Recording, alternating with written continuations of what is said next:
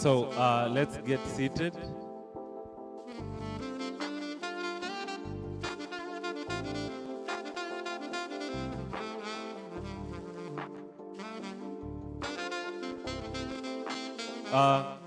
We can stop moving now. Let's get seated.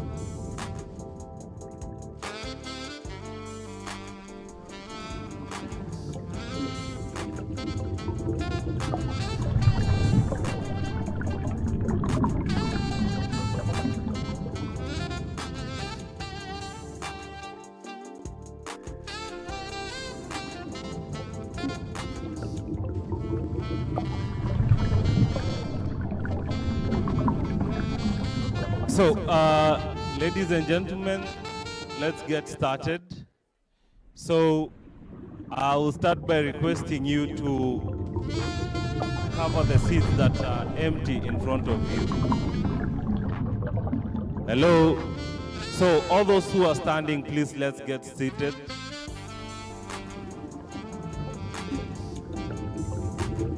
All those who are seated behind, let's come to and cover the front seats.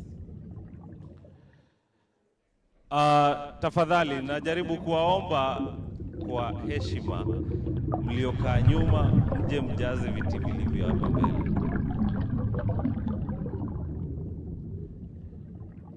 So, sir, from that line, everyone, kujeni mbele tafadhali. Yeah, from that line. You can see an empty seat in front of you. Please do the rightful thing and cover that. Hello, gentlemen over there. Come in front. Gentlemen standing there, please, let's get settled and cover the seats that are in front.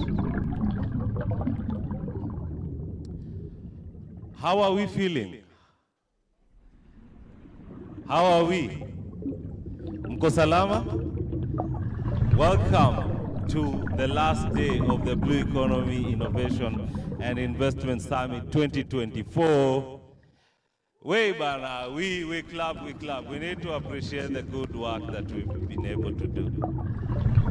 It has been an amazing week, and I'm so happy that you still got the energy to do this. So,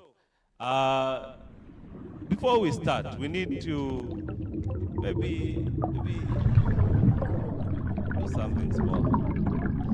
And because the Lord has taken us this far, let's all be upstanding and maybe try to check our voices. So my DJ, I hope you're ready with my song.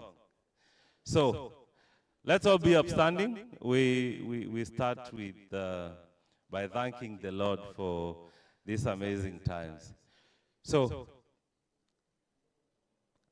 I think everyone knows this song.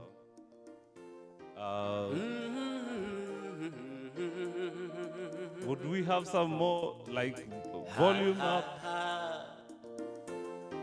Here we go.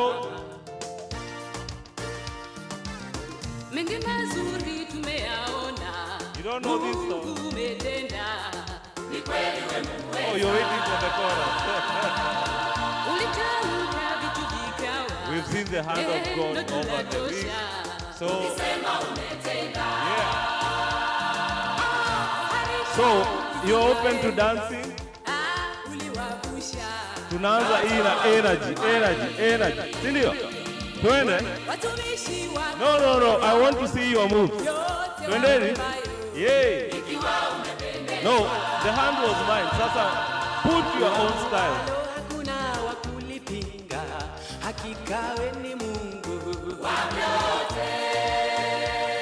Twendeni?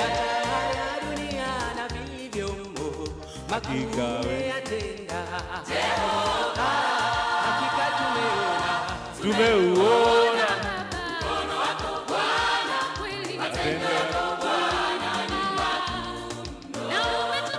umetutoa mbali. So, DJ, pull up.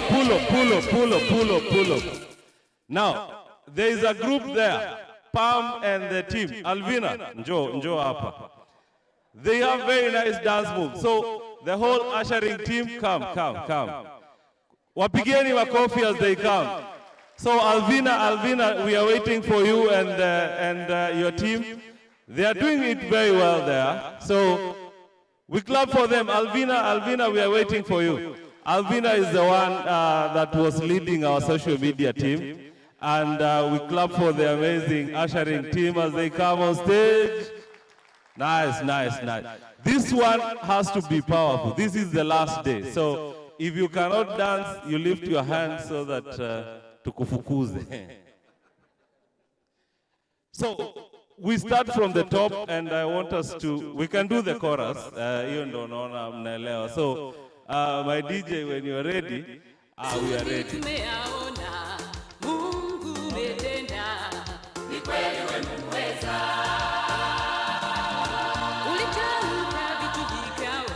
So we'll dance as they show us, huh?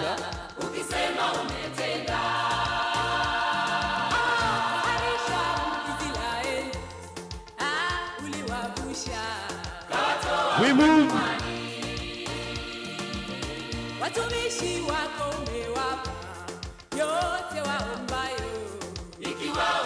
I want the energy they had at the back.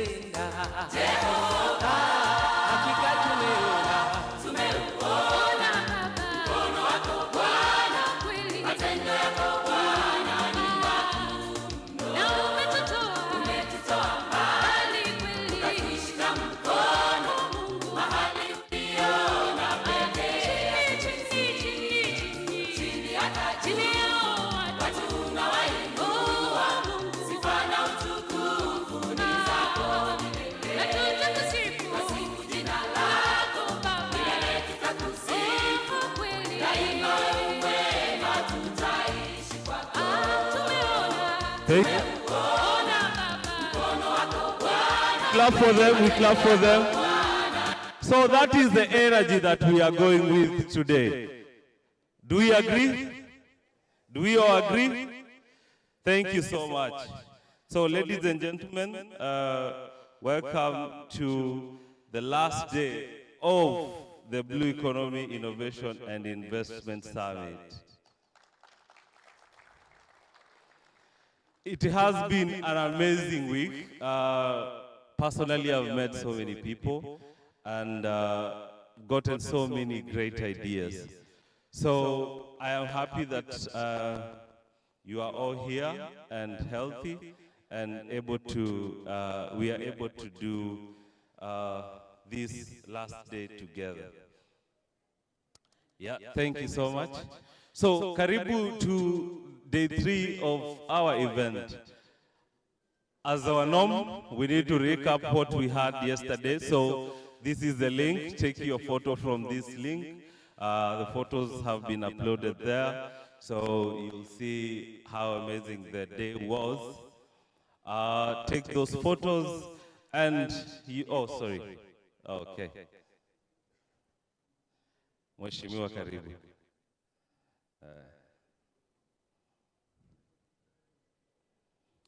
So you scan that link, you find your photos there, and then after finding them there, you will go to your best and favorite social media and tag us there. So share that we are on the last day. So share that on the socials. After that, use these hashtags.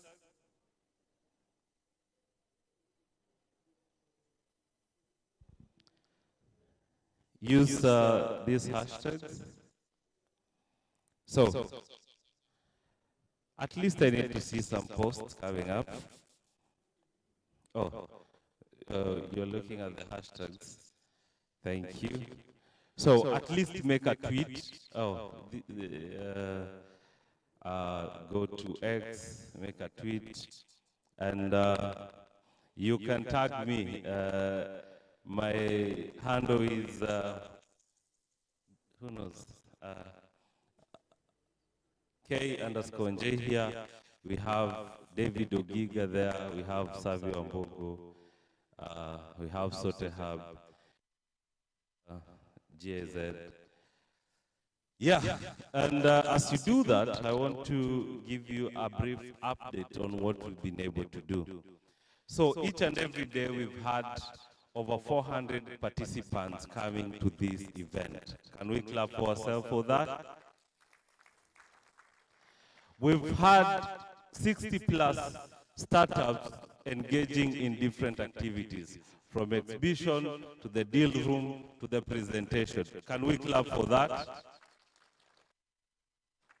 We have over 50 meetings and connections, people meeting and discussing various issues. Official connection meetings have been 50 plus. We clap for that. So we had a deal room happening outside there, and amazing things were going on. So we had 21 startups being there, and I know a lot happened. So I want to give us an update of what happened in the deal room. Let's clap for him as he comes. Kijana wa jana, Kenya inakutegemea kwa mbio fupi fupi. Thank you very much, Ken, and good morning, everyone. It's good to be here on the last day, isn't it? But we wish it was longer, right? So that we can engage more, learn more, and strike more deals. So in summary, we prepared this deal room arrangement way before this summit. Why? Because we knew we wanted to prepare businesses that can now face investors. Of course, we had a short time to do that. We did with some of the participating startups, and then put together a deal book.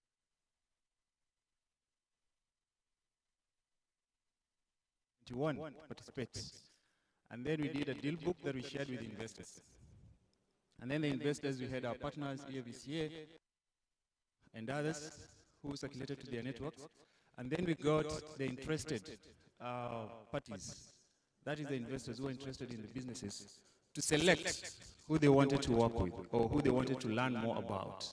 And we started scheduling those meetings before the summit. So there are those who actually started having conversation with interested investors before this summit.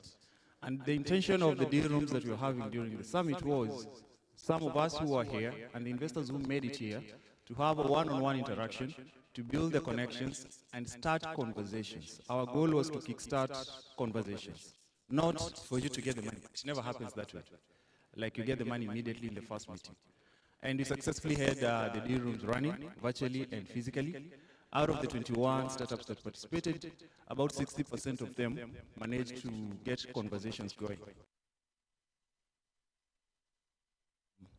More than 90% of them, they either have already their data rooms, some investors are already getting into their data rooms, and others have scheduled meetings. So, what were the key highlights that we found? We had 21, we came here, this summit, and had not been part of the deal book. They wanted to meet investors. Everyone everyone wanted to have at least even 5 minutes to talk to someone who can listen to the idea and try to see whether they can support them. And so that validated the fact that we believed there is a huge demand for funding. I don't want to preempt what is coming after this, but the point is this day room is going to continue after this summit. So a lot of people were coming, they were anxious, I'm not an investor, it's already midday yesterday, do I have time? And I was reassuring them all that it was not meant to be an event, it's a process. We are going to continue connecting you to different investors that are interested in your businesses.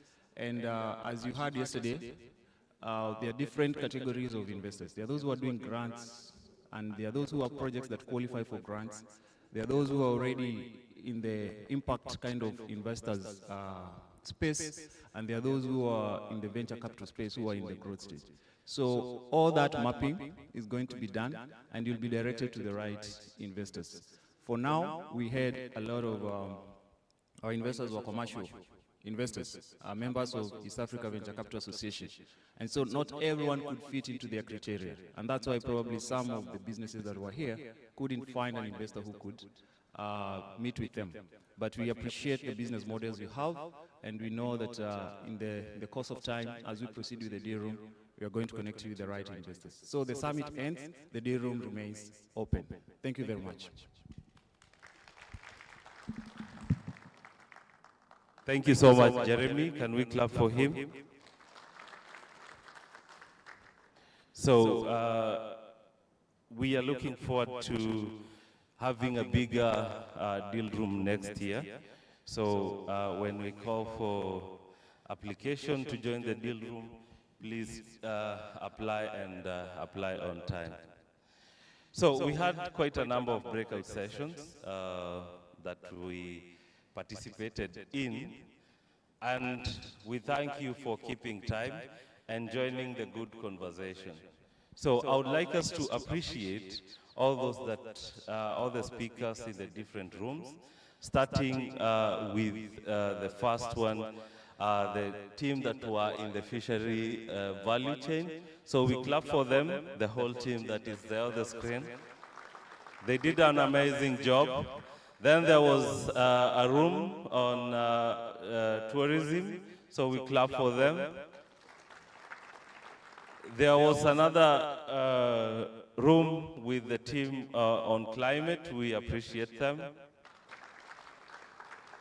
That was day one. Then we went to day two. Then we came to resilient coastal cities, and we were all there, so we clap for the team. There was another, the first breakout session on profiling investment. They did an amazing job. We clap for them. We had another one on harnessing inland water bodies in the blue economy potential. We clap for them. Then we had the Spark discussion, the co-creation workshop. We clap for the team that went there.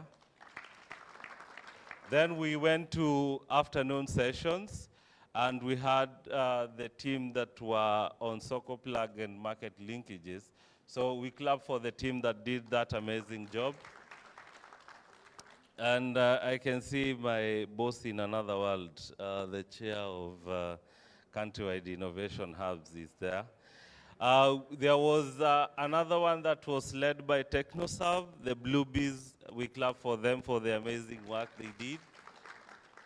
Yeah, and all these have been possible because of this amazing team. So we were able to bring all these speakers, and we could not do that without the support of VIFA Consult. So I would like to welcome Victor to come and tell us a few things about what happened, and to also thank the moderators. So we clap for all these moderators.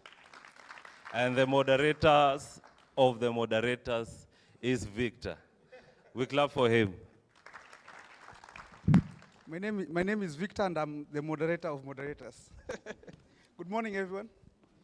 I hope you had a good night of sleep and you did not engage in too much of night activities. So my name is Victor Otieno. I'm the managing director at Vifa Consult, which is an SME and startup research consultancy. Our focus basically is around evidence-based policy research that allows the ecosystem to grow. So we always call ourselves the knowledge partner of the ecosystem. So probably I'll just take you through a summary of what is the outcome of this summit. Ideally, this summit was not, or is not, a talk shop. Is a summit that was anchored on serious national, to be able to contribute towards national development. So I'll just read the summary of what I've been able to get from all the different tracks. So Kenya's 2018-2022 Blue Economy Sector Plan under the State Department of Fisheries, Aquaculture, and the Blue Economy identified a number of challenges the sector faces as follows. So lack of policy integration and uncoordinated development in the blue economy subsector, weak enforcement of laws, legislative gaps, high cost of doing business, inadequate human and institutional capacities to fully exploit the potential of the sector, fragmented knowledge base of the sector that is domiciled in different institutions, excessive fishing efforts, use of destructive fishing gear and methods, high cost of inputs, especially fuel and fishing gear, inadequate fisheries infrastructure, market access challenges, environmental degradation and pollution, as well as low investment in the sector. So the reason why I'm stating these challenges is that even as we're having the different discussions, the question is, so what? So what kind of outcome are we looking out for? So it is very important for us to have this conversation and put it within the context of what government is planning. So currently we have the Ministry of Mining, and we have the State Department of Fisheries, Aquaculture, and Blue Economy indicating or stating some of the challenges that they face. And the hope or the aspiration of this summit was for the different stakeholders to come together to start addressing some of these issues in a coherent manner. So a lot of stakeholders within the room are doing a lot of great work. But the question is it coordinated? Are we working together, or are we duplicating our efforts? So I think the idea of the conversation now is, as we wrap up, is how can we work together as stakeholders to ensure that we're able to address some of the challenges that have already been raised. So under the same ministry, the Ministry of Mining, Blue Economy, and Maritime Affairs, they have unveiled a new strategy. It's called the Blue Economy and Fisheries Strategic Plan 2023-2027. So that's the government plan, which of course reinforces the challenges that had been raised under the State Department, but they've been able to add 3 more challenges. Lack of a maritime spatial plan to guide the blue economy development, insufficient training facilities and equipment required for capacity building of stakeholders in the blue economy sector, as well as a lack of capacity to offer special training required for personnel within the sector. So even as the different stakeholders have their own strategic plans, own priorities, I think the rallying call is for us to be able to rally behind both national as well as county governments, especially the coastal counties, to be able to support some of the initiatives that they have. They might not be as razzmatazz as what we see with some of our development partners, but again, we can use this opportunity to be able to build capacity, have technology transfer, and ensure that folks within national as well as county governments have the capacity to be able to implement, even if it's 10% or even 20%. So the Blue Economy Innovation and Investment Summit 2024 themed building an inclusive blue future, supporting jobs and economic opportunities for youth and women. So this theme really resonates with me in the sense that we can talk a lot of English. Unasema unaongea kizungu mingi. But ultimately, what is the outcome that we want? We want real and tangible socio-economic development that touches on youth. We know we have an average of 1 million young graduates coming to the labor market, looking for economic opportunities, but they seem not to find. So I think the blue economy and the entire value chain presents a great opportunity for significant job creation and economic opportunities. So the summit sought to expand knowledge and opportunities that will foster the growth of the blue economy in Kenya. So the summit's main objective was to explore sustainable development of the sector through multi-stakeholder engagement underpinned on global best practice frameworks, the African Union, as well as the Kenya Blue Economy and Fisheries Strategic Plan. It's very important for us to be able to anchor conversations on frameworks that already exists. And you could see through the different panels we had a myriad of experts, or different types of experts coming to be able to discuss and showcase what they've been able to do. So ultimately is we need to be able to have a coherent way in which we're able to work together to ensure that we create opportunities for our young people and involve local communities in this particular conversation. So in terms of specific objectives, what we set out to do as we started the summit was to explore development of the sector with highest job and economic opportunities, focusing on women and youth, explore technology innovations that can sustain and support the growth of the fisheries sector, ocean conservation and sustainability, explore destination marketing and branding strategies for promoting both the coastal as well as inland blue economy opportunities, explore innovation-based solutions for climate change and environmental challenges that address real and local and community-based socioeconomic realities. So, we can have very great presentations, we can be able to have very great, programs, but the question always is to what degree are we able to sustain these conversations in the long run through community involvement. So that aspect has to be there. And this is an area that was explored by the different speakers. Profiling investment opportunities and climate finance in ocean-related ventures.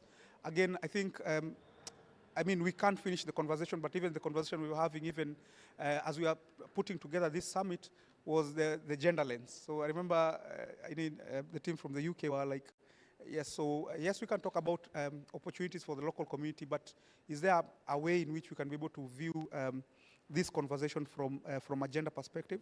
Again, this is maybe an opportunity as we look for the next summit to be able to just drill down to see. Yes, we talk about the blue economy, but we know women and youth have very specific challenges that might want to be addressed. Lastly is to stock-take implementation of blue economy programs under coastal and inland counties as per their current CIDPs and ADPs. I think we're not able to really address that conclusively, but it is my hope and prayer that as we move forward, as we collaborate as different stakeholders, we can be able to have, county governments, especially within the coastal and inland areas, for us to be able to discuss and help to unpack their CIDPs. So we have fantastic programs that are being done from development partners, private sector, but we can see counties struggle. Yeah, so if you talk to any waziri within the counties, they'll put a brave face, but you realize that they have resource challenges, capacity challenges in terms of being able to address some of the issues that they have articulated within their strategic plans or their current CIDPs.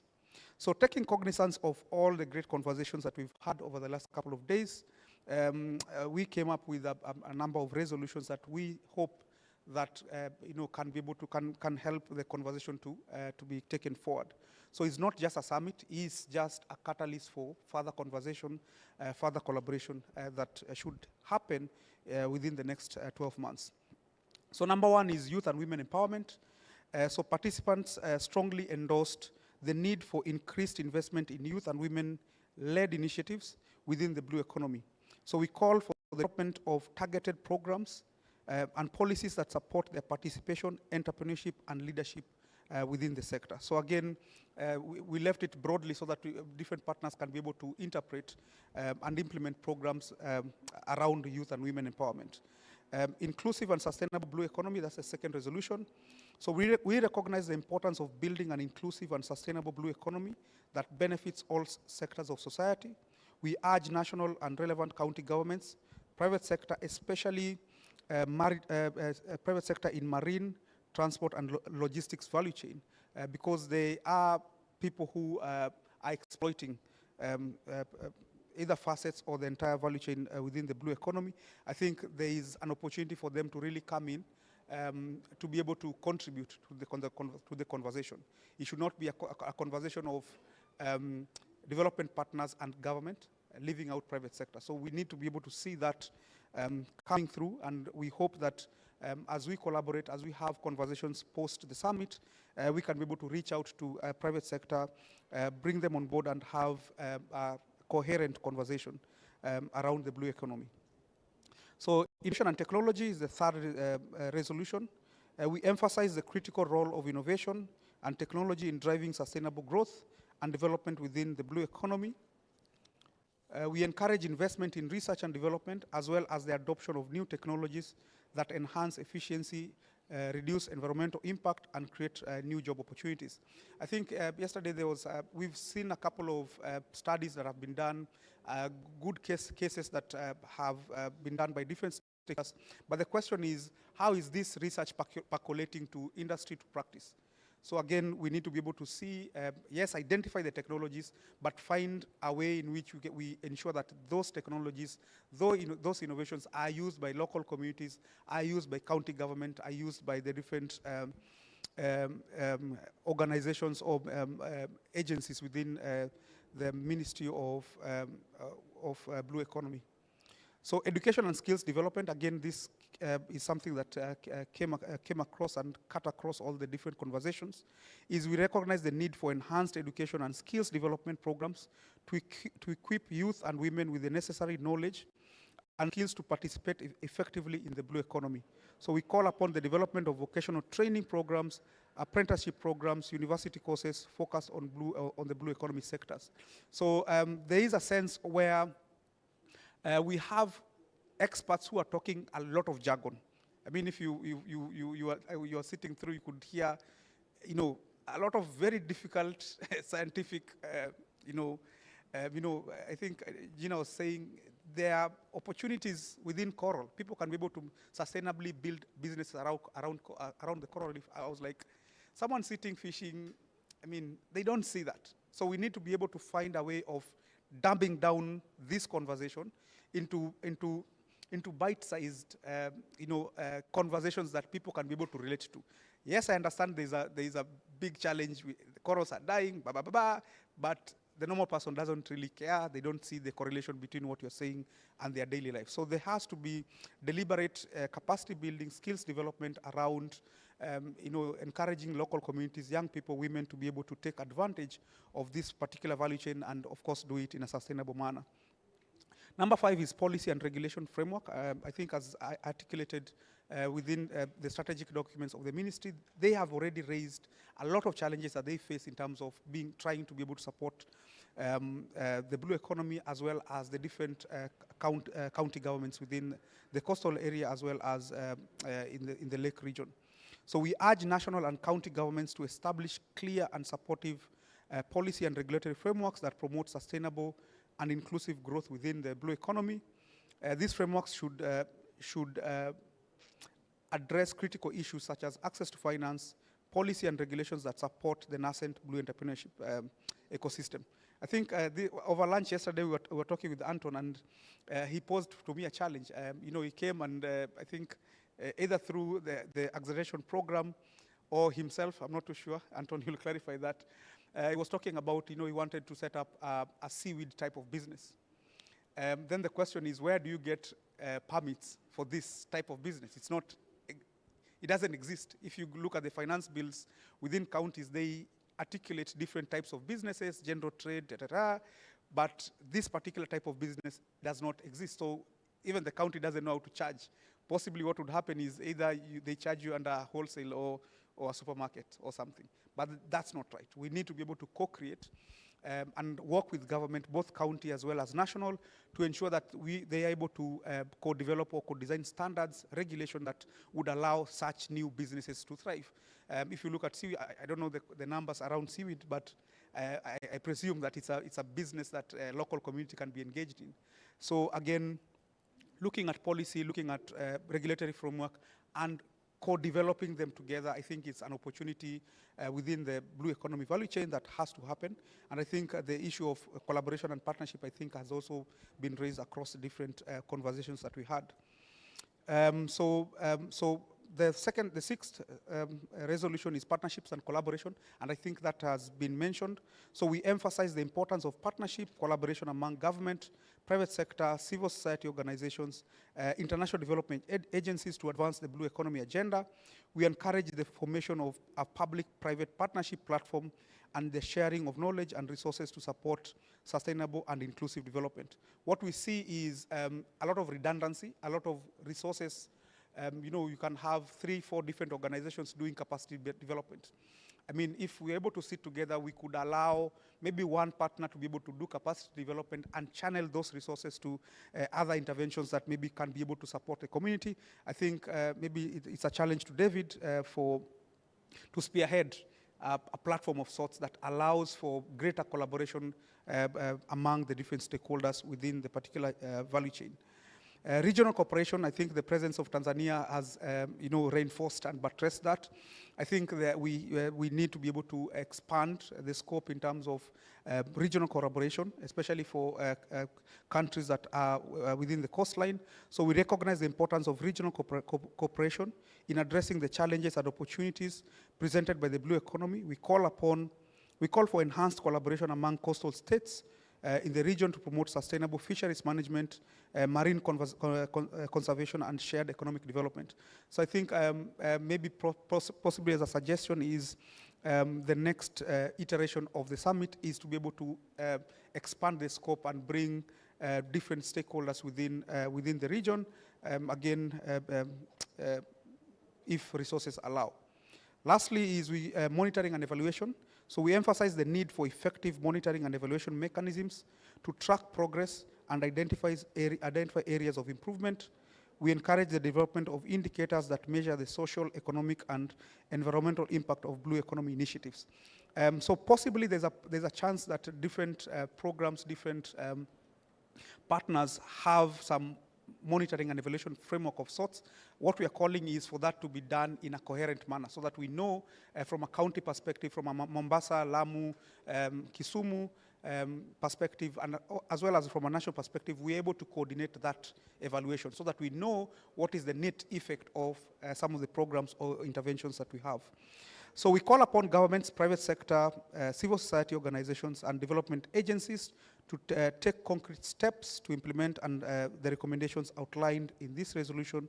By working together, we can build a more inclusive, sustainable, and prosperous blue future for all. Asanteni sana, and God bless you. Thank you so much, Victor. Can we appreciate him once more? Thank you so much. So, in between very serious conversation, I come in. I don't think you are taking me as serious as you're taking Victor. Yeah, but I want to just share. You know, you've just seen me, some we've never met. I want to say a thing or two which can be used against me maybe baadaye. People take things for granted, and people take knowledge for granted. And I learned that the hard way. I was like 21 years old when I got the knowledge that duvet is not food, duvet. How many knew from you know, I used to hear people saying, niko na duvet kwa nyumba, and I thought it's a rich people food. So, let me tell you this story. So, I go to my aunt's place. They are doing quite well. So pale jioni, so we had their gazebo. You know, these things, you even learn there's something called gazebo. You thought it's a shed. So when we were seated there, we were with my grandma and my aunt. You know, in our cultures, however old you are, you respect your aunties. And so they told me, enda kwa nyumba ulete shosho yako duvet. That was, hey. You know, in my head, people have been talking about duvet, but I've not seen a duvet. So I go to the house. It's big, a big house. I don't want to ask because everyone knows what a duvet is, except. So I start eliminating things that I know. TV cannot be a duvet. I went directly to the kitchen. So, you know, I know what Shosho can eat and cannot eat. So, no, it is in a box. Can it be the duvet? So I did not go back until they asked someone else to bring it. And that's when I saw, okay, that's what they wanted. So don't take knowledge for granted. Cindy? Yeah, I learned it the hard way. And talking of learning things from my rich aunt, we appreciate the women that are here. So can we clap for the women that are here? So we have a segment on women in blue economy. We have our colleague, her name is Grace. She leads that team. So anytime you want to connect, she brings events that connects women in the blue economy. So when you see our posters, please come. We have great conversation over there at our office. So that will be a great way for also women joining this conversation. So if you've not joined yet, please join. And talking about women, let me tell you another story, a very good story. You see, for a man, I can tell you, do this or do this, and it means that. So there is this thing that, like, I want to, what my mom says sometimes is not what she means. So I was a little boy. And you can see, I don't need to tell you, I loved to eat when I was young too. It's still a hobby, I am still doing it. So and there was nothing embarrassing as coming to ask for food when there are visitors. Do we all agree? Do we all agree? So the little me runs to my mom in front of visitors. Mom, naweza kula hiyo chapo? Kula. Kula. What does that mean? What does that mean? What does that mean? Kula. So in front of visitors, all the visitors think that you have been told to eat it. But you know, if you eat it, you die. Kula. Is it? Anyway, I wanted you to relax. Victor alikuwa ametupeleka juu sana. Na he was the one advocating for us to make things simpler. So Victor, thank you. So ladies and gentlemen, this event has attracted people from all over the world. From the UK, we have Calban. We clap for him.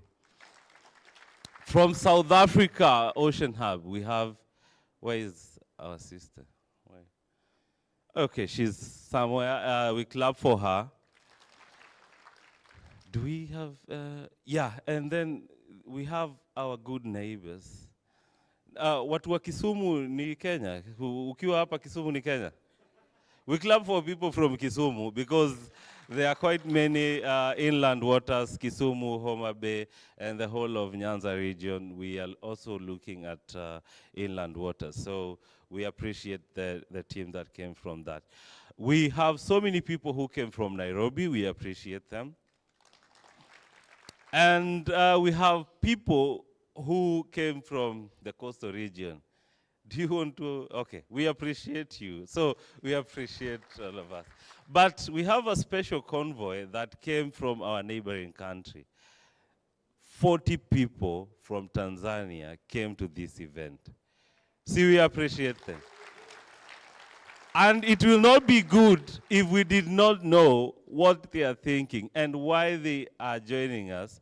Because, you know, yesterday, on the first day, as David was sharing his remarks, he said that we are taking this coastal region, the blue economy, seriously as a region. So we'll be going to, and he listed things that he wants you to give us feedback on. Do you want us to do the blue economy in Kisumu next year, Zanzibar, or Dar es Salaam? So you will decide. But that is a good start to show that we already have 40 participants if we went to Dar es Salaam. We don't need, we need you, but we can start that event already. So can we clap for the team from Tanzania once again? And as we do that, I would like to welcome Joachim to just give his remarks and tell us how the blue economy is doing in Tanzania. We welcome him.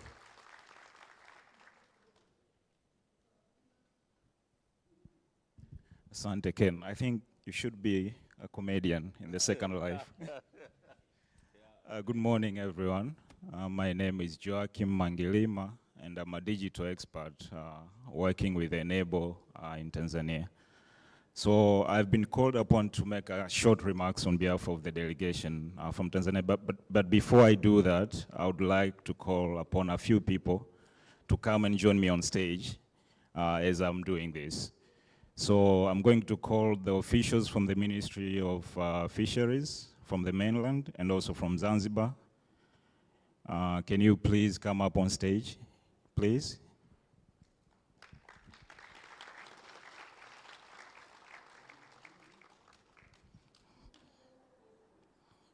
I do not see.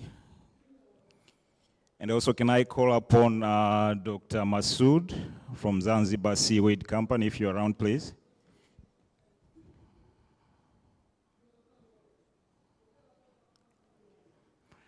And lastly, I would like to call upon Mr. Kikolo Mwakasungula, the project manager of Green and Smart Cities SASA project, which has been gracious enough to support all the delegates from Tanzania.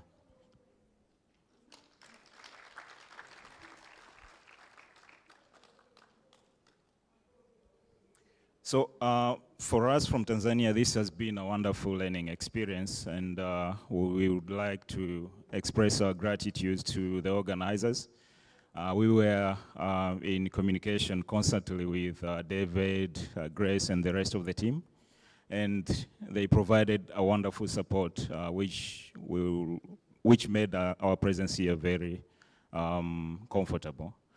I think the main takeaway for us from this summit is the fact that we need to continue with the collaboration that we have started.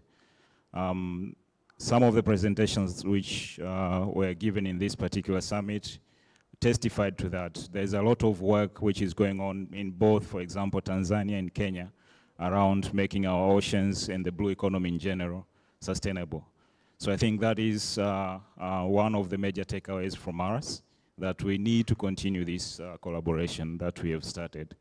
And secondly, another thing that we take away from this summit is the fact that we need to continue with innovating to make sure that we have a sustainable blue economy. Continuing investments in research and development so that we can make the most of advancement in technologies for the sustainability of our oceans and the blue economy in general. With that said, I would ask maybe our government partners because actually they were supposed to be doing this. I'm doing this on their behalf. If you guys maybe would like also to make short remarks.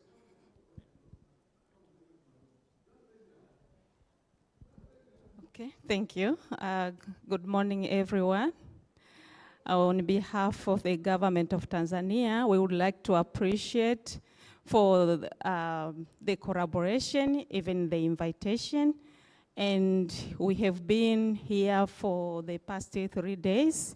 But what I can see is this summit was an eye-opener for Tanzania.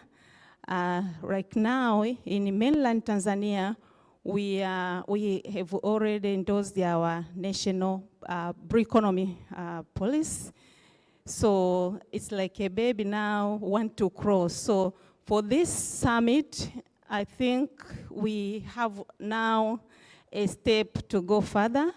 And there was a lot of exhibitions where we have learned a lot of things. And we assure you, if you will like to host the next summit in Tanzania, you are warmly welcome, and they will give you all the support. And yeah, so thank you very much. Thank you very much, Dr. Lillian. And speaking of hosting, I heard some rumors about the next venue of this summit, but I'm not going to say anything about that. I will leave David, Ken, and the rest of the team to confirm those rumors if they're right or not. Maybe lastly, Kikolo, please, if you have any short remarks also. Good morning, everyone. As Joachim introduced me, my name is Kikolo Mwakasungula, a project manager from Enable in Tanzania. I just want to take this opportunity to say thank you to everybody that came through for this event. As you can see, I'm wearing blue, so pretty much embrace the blue economy as it stands. I think this opportunity should be more for entrepreneurs. We're lucky we came with a delegation of a few entrepreneurs from Tanzania, and we're hoping if it happens it's in Dar es Salaam or it's in Zanzibar, the focus remains to be SMEs. I think it's a real call for everybody to understand without the private sector, the sustainable blue economy is not possible. We appreciate the government in setting up regulations and frameworks that help everybody, but it's really up to the private sector to push this agenda forward. So with those few words, I don't want to spoil the soup. Thank you so much. Thank you very much, everyone, for these 3 wonderful days of critical discussions, and I wish you all the best as you make your ways to your bases. Thank you very much.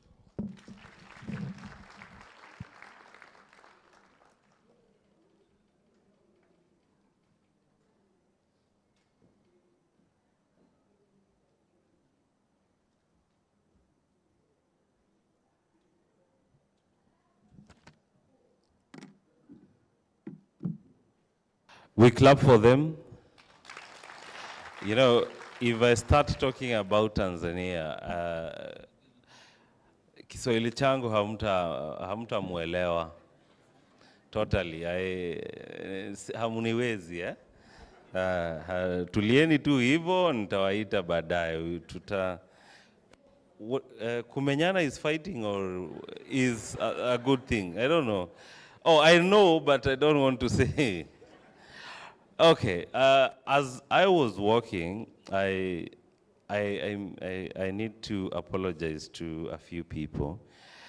I appreciated all the countries, and I forgot to mention a few. So let's appreciate Florence from Uganda.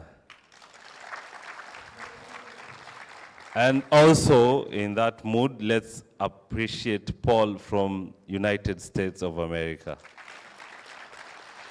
So, I need to make a call.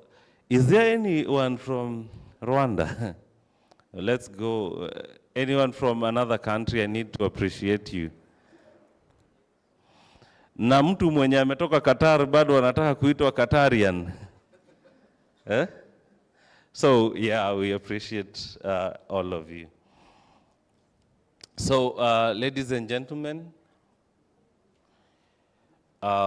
it has been a great week.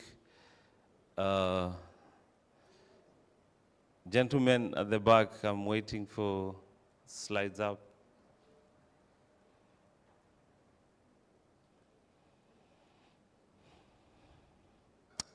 Yes. So, we've made deep and big steps inside the ocean. We have tested the waters with both feet. So it's up for us to swim or we'll sink.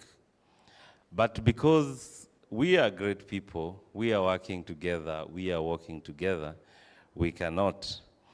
And to show you that we cannot, we have great announcements on different projects that will be supporting people around the coastal and the country at large. So I'll bring to you some speakers to announce what they are planning. So we'll have a series of great team leaders telling us the projects that are coming up and how you can get involved. Is that not great? Is that not great? So, okay, we need to repeat that. Is that not great?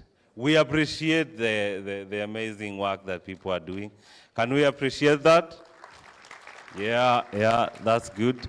So, first, I would like to invite Anton to come on stage and tell us what they are cooking.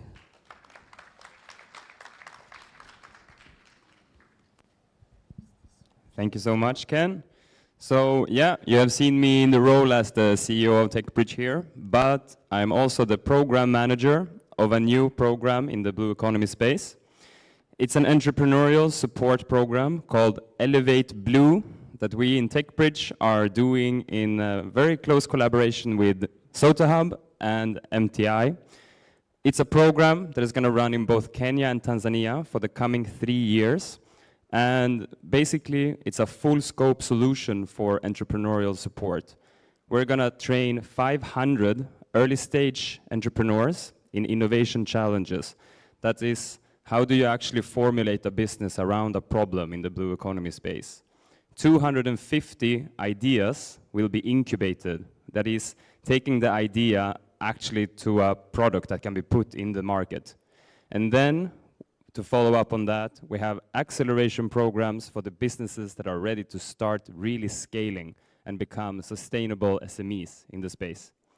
I feel like the sound is down, but I'll continue talking.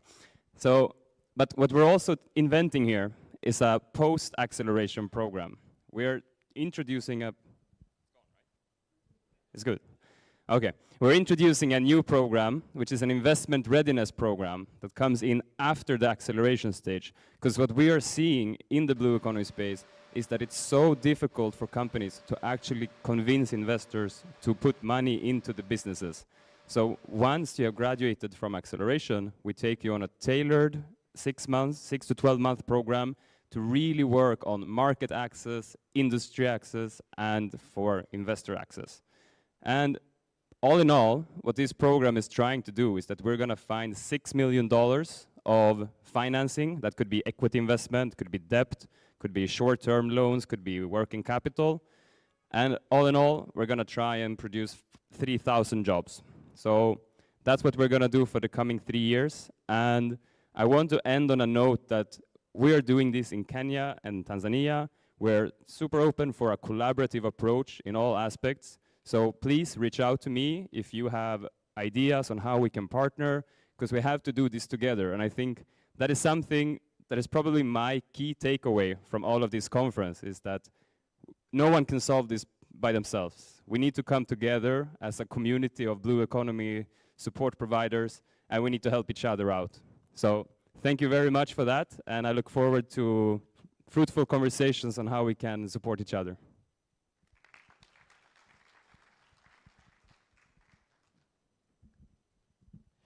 Thank you so much. We clap for him. It's always good when we have projects coming up. So We appreciate the good work that you are doing. Slides up. So the next one is Soko Plug. So where is Mike? Oh, here he is. We clap for him. So Enos will tell us what they are doing.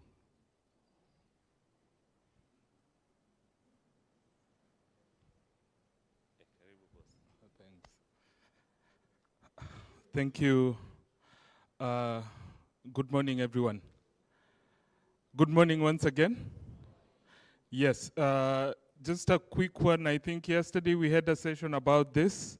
And for those of you who were in the room, really understand what this is all about. But for the sake of those of you who did not attend that panel session, which was very good, I'll just try and quickly run through what it entails so that you can plug in.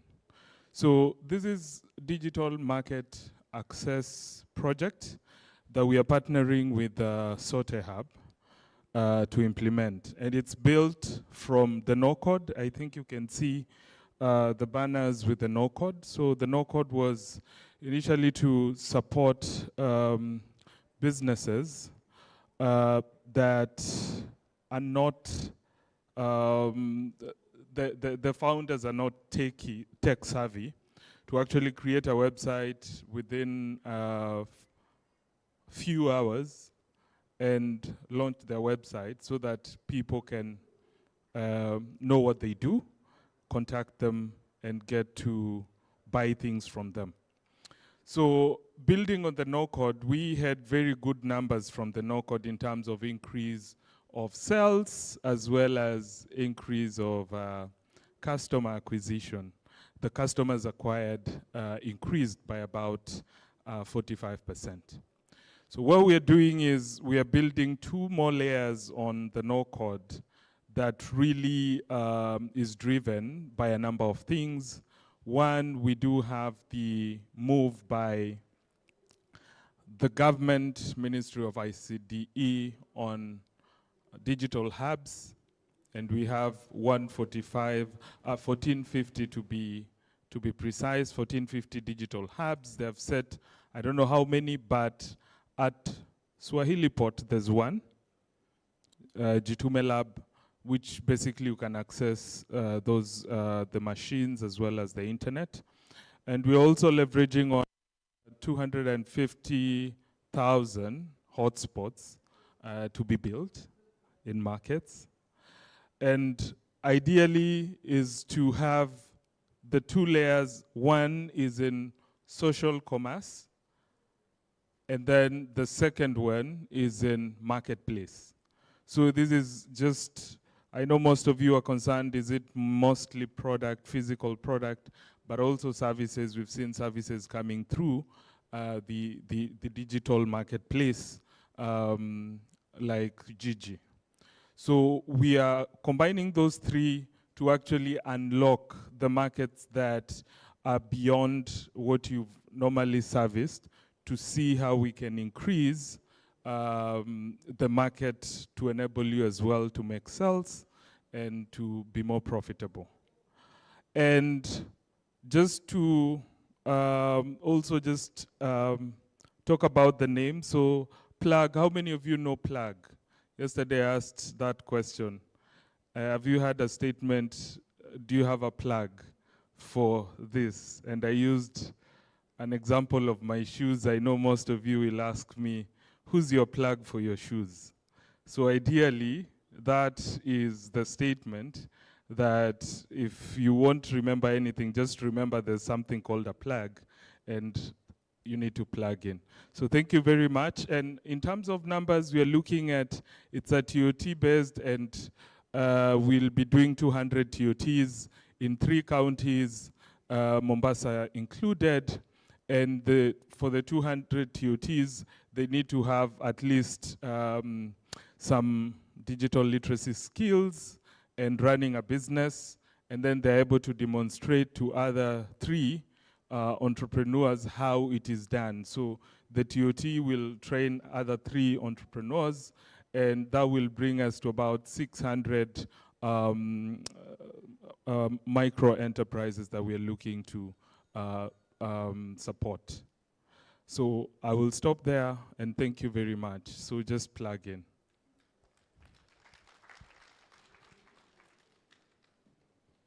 Thank you so much. We clap for him. Yeah, this has been a great day. Projects coming in. So this is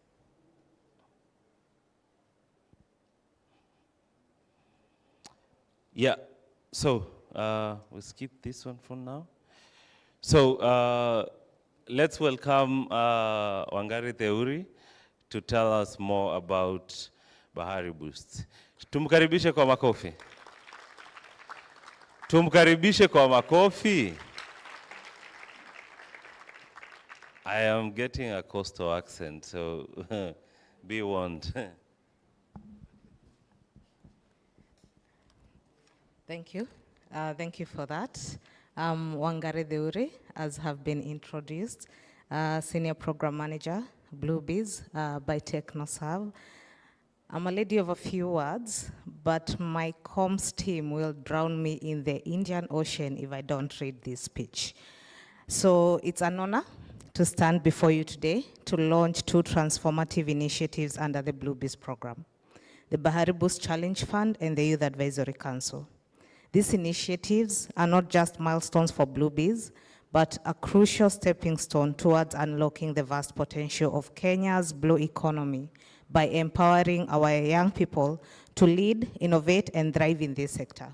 Before I delve into the matter of our launch, I would like to introduce our leads, the Bahari Boost Challenge Fund lead, Nicholas Koigu, and the Youth Advisory Council lead, Winnie Motuko. They're in the audience. Thank you. Our Gen Zs in the team. As we gather here, we are reminded that Kenya's coastal and marine ecosystems hold immense potential. Today, as Bluebees and in support of our local partners, we launched the Bahari Boost Challenge Fund and the Youth Advisory Council, and it's our potential and our decision and our action to turn the blue economy potential into reality.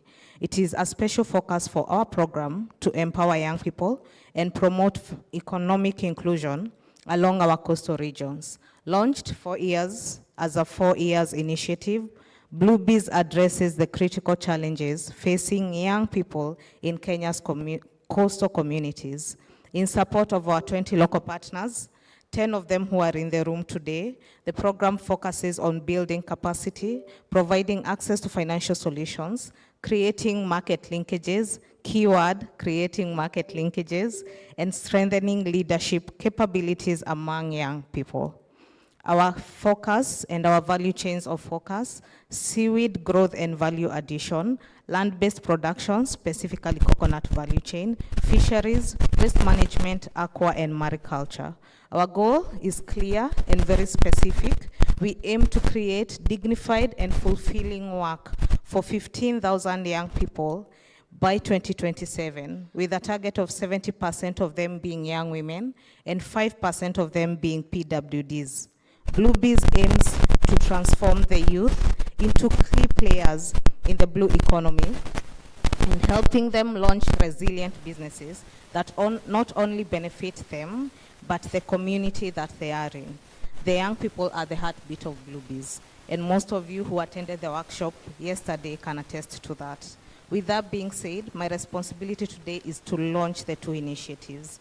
Bahari Boost, a small fund of 1 million USD, aims to support our young people in business with a target of 70% of them again being young people, with a ticket size ranging from USD 500 to 5,000 USD. And our key focus again is the coastal region. So these grants will help micro, pre, and small businesses get off the ground, create jobs, and grow sustainably. With that being said, we aim to assist them to mitigate the market risks that are there in the economy. and also foster their economic resilience. However, I would like to emphasize that it is a small de-risking fund, and we will lean to other partners in the room so that they can provide follow-on funding. And I know we have had conversations with other partners. In that being said, something again that is very important for the program is the Youth Advisory Council. The group ideally will have 20 members, but to date we have 3 members. Their core business is amplifying the voices of the young people, ensuring that their perspectives are not only heard, but integral to the design and the execution of the Blue Beast program. The council, from across 5 coastal counties, are providing valuable insights, and they give us feedback on how we steer the program in a direction that is both impactful and inclusive. Through the Bahari Boost Challenge Fund, we are equipping them with the financial tools that they need, and through the Youth Advisory Council, we are giving them a seat at the decision-making table. And that is what sets us apart. The Youth Advisory Council and the young people are consulted on how we run our business. With that being said, and my final bit is that we urge our partners, the government, financial institutions, private sector players, civil society organizations, to continue supporting the young people, because over and over time again, we've learned that when they're given the right tools, that they can wow us and amaze us over and over again. Together, we can create an enabling environment where the blue economy serves as a vehicle for poverty alleviation, gender equality, and economic inclusion. Thank you, Ken. Back to you. Thank you so much. We clap for Wangari. We clap for Wangari, Bana. Thank you so much. We are doing well, and I want to thank you. So I want to appreciate and recognize the presence of 2 good friends. One is Honorable Clara Chonga from Kilifi County. You can wave. She's here. She has been with us, so Mheshimiwa, asante sana. We appreciate. Sasa vitu zenye tunasema utaenda kuimplement. At least tuko na mtu mmoja tunategemea. Hii dunia hii iko hapa, tunakutegemea. Then I have the chairman, Vision 2030. Bwana Emmanuel Nzai is in the house. He'll speak to us later. So we recognize your presence. So we have done everything right until it comes to coming back to the sessions. I want to give you a break, a 15 minutes break.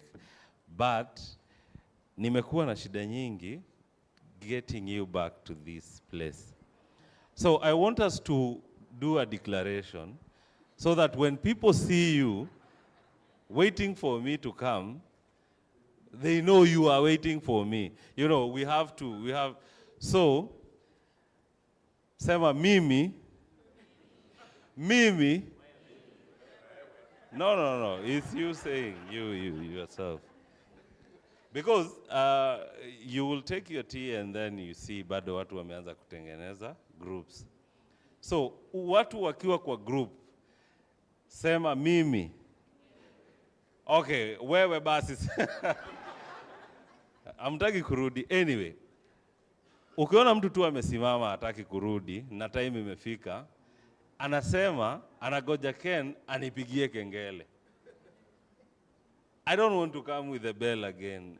Ninakaa bwana, hey, tafadhalini, si ndio? So we have 15 minutes.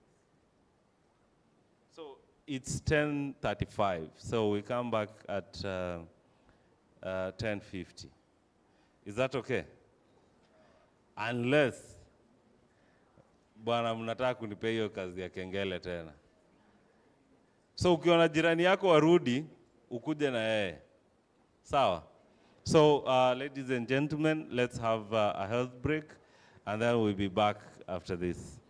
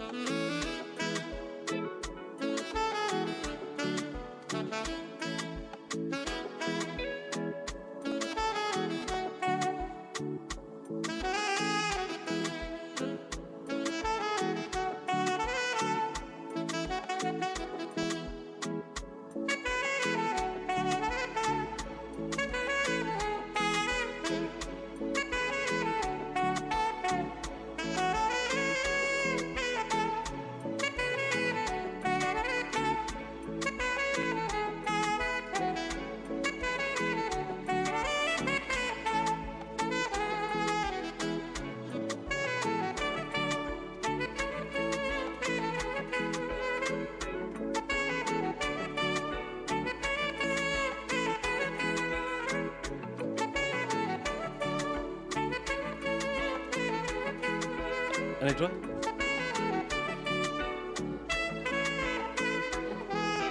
Judy Oduma.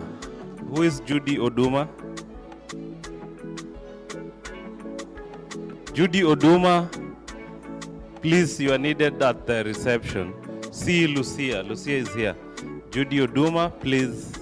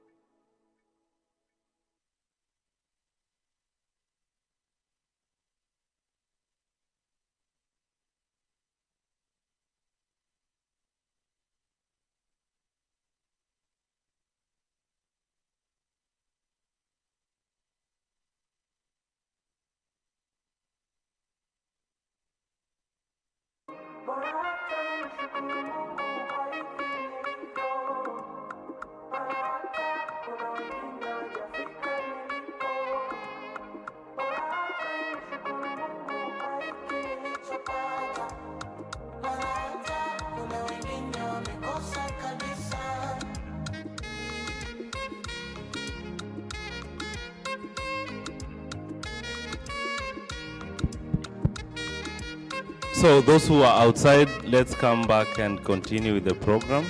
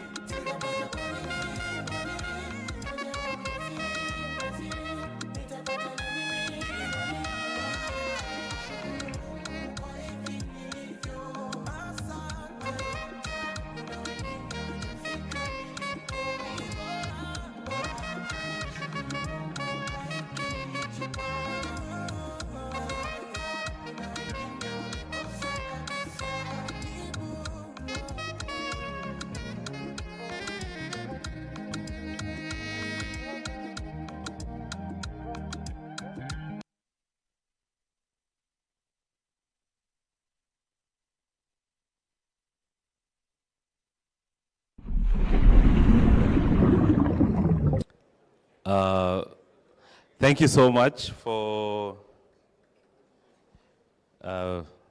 we've not kept time, so thank you so much for being at least somewhere, not badly off in terms of time. But how are we? Are we okay? So, every time I tell you that as much as we speak, there is a group of people that think that they are the only one who speak, and they call themselves people who do spoken word. I don't know what they think we do. But because they've given themselves that space of speaking words, it's always good to listen to people who are speaking. Sometimes it's good for me to also keep quiet, shut up, and listen. So I want to shut up and invite our team, and we get a good spoken word from our guy over there. Come here, man. Si tumpigie makofi. Hey, tumpigie makofi bana.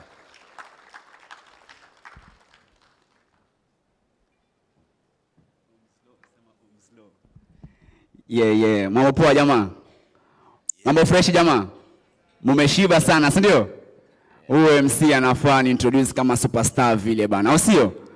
Sasa mimi nitaenda pale chini, alafu ni introduce kama superstar bana. Kabisa, rudi bana. WhatsApp wewe lakini.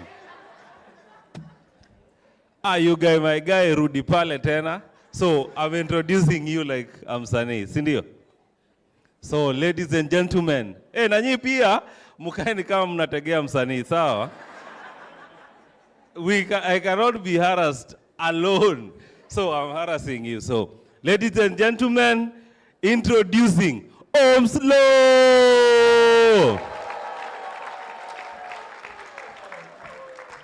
Yo, thank you so much. Yo, I go by the name Omslo, Montana, born and raised in Kisauni, Mombasa, County 001. I was here. Yeah. So nafanya hip hop. Naona mwangaza at the end of the tunnel. Bahari kiwa huru after kunego kwenye panel. Tukidiscuss kufollow the right channel ya kubuild an inclusive future na raw talents. Hatuwezi choose kulose tuka the blues. Ako wapi Peter Maranga aja paint the future blue. Asesikia la mkuu atasikiza rhythm and blues. In fact, Peter Marangi paint economy iwe blue. For sustainabilities in our communities. Iwe benefit to all through eco activities. Yani zero poverties. Tunawiri tujiajiri. Ukipata ngiri bora shibe we tajiri. Ebu fikiri uhai chini barini. Deep sea majini. Unadhani kuishi majini. Unafikiri samaki anaishi porini. Network na protect the life use of marine. Nikisema blue unasema future. Blue. Nikisema blue unasema economy. Blue. Nikisema sote unasema hub. Sote. Na nikisema gang unasema gang. Yo, so at the same time we're using rap music to advocate for blue economy. So let's navigate the waters of sustainability and equality with each word. We cast a net for change for an inclusive future that embraces every community. Together we can build a future that thrives on shared prosperity. So we have a project called Achaganshika Mike. At the same time, it's all about preventing violence and extremism through hip-hop. And this time, we are going to encourage a risk of youth to use their talents to make a living. So the blue economy can provide job opportunities for youth, especially those at risk of crime. It offers ocean-based economies that can provide jobs for young people from rural and lower-scale backgrounds, even during off-seasons, like aquaculture, marine, tourism, research, and etc. So I believe my youth will make percentage kubwa kwa country. Because Kenya is a very youthful country. The median age is estimated to be 19% and about 80% Kenya population is below 35%. Kati ya 18 na 35, how do you determine the shape na future of this country? Ukipenda na zaita Kenyans first. Wakenya kwanza kwa wako over tribe na faith. Wakivalue familia na bidii. Wako positive na optimistic about the future. Badala kupursue careers ka law, teaching, IT, medicine na engineering, majority wangaanzisha biashara zao. Na kitu ka 11% ungekuwa kulima one mazao juu urbanization ina come speedy. So mona demand earlier competition na off-farm employment. Mayusa wana kazi ni masafaras. Washagundua hakuna job, ndio maana ni rahisi wa manipulated na politicians. Na hii ni risk. Hii ni risk inaandamana democracy na good governance. Kio cha jamii. I speak of a crisis of integrity among the Kenyan youths. Na lona bonga kuhusu identity, employment, values, education, political participation na aspiration. Youth na gava, jutari future lisha mask off. Kenya inahitaji partner prayers za mashek na mask off. Economy ko juu kawai aksa kate Champlain. Hakuna mentors nowadays Mahmoud. Ni Young Thug na Lil Wayne. Na kila msee ana point mkono lawama kama mwenzake. Hii ni kama food chain. Unga 90 imenipa food for thought. Wanaoiba mamilioni na mwizi wa kuku nana na kuwa short on spot. Wanaoiba mamilioni na mwizi wa kuku nana na kuwa short on spot. Wanaoiba mamilioni na mwizi wa kuku nana na kuwa short on spot. Nani anatoka na bond kwa court? Corruption okay, but don't get caught. Tusipofocus ka bibi a lot, trust me, Kenya turn to be a spill of salt. Omslo Montana, blue economy rap. Thank you so much. It's a gang season.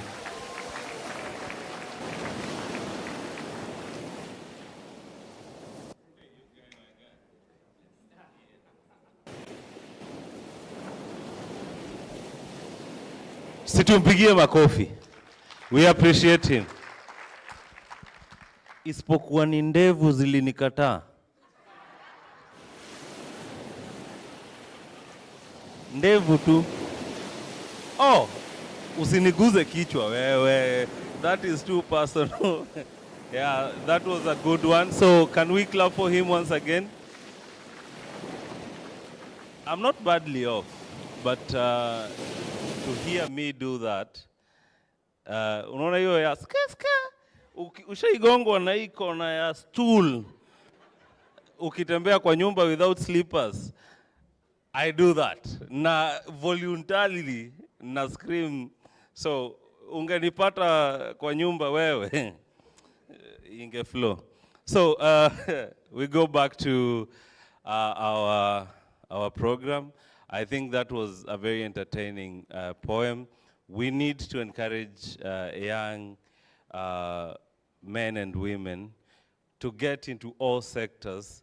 You know, when we are creating jobs, we also need to think of how do we entertain ourselves in the same space that we are creating.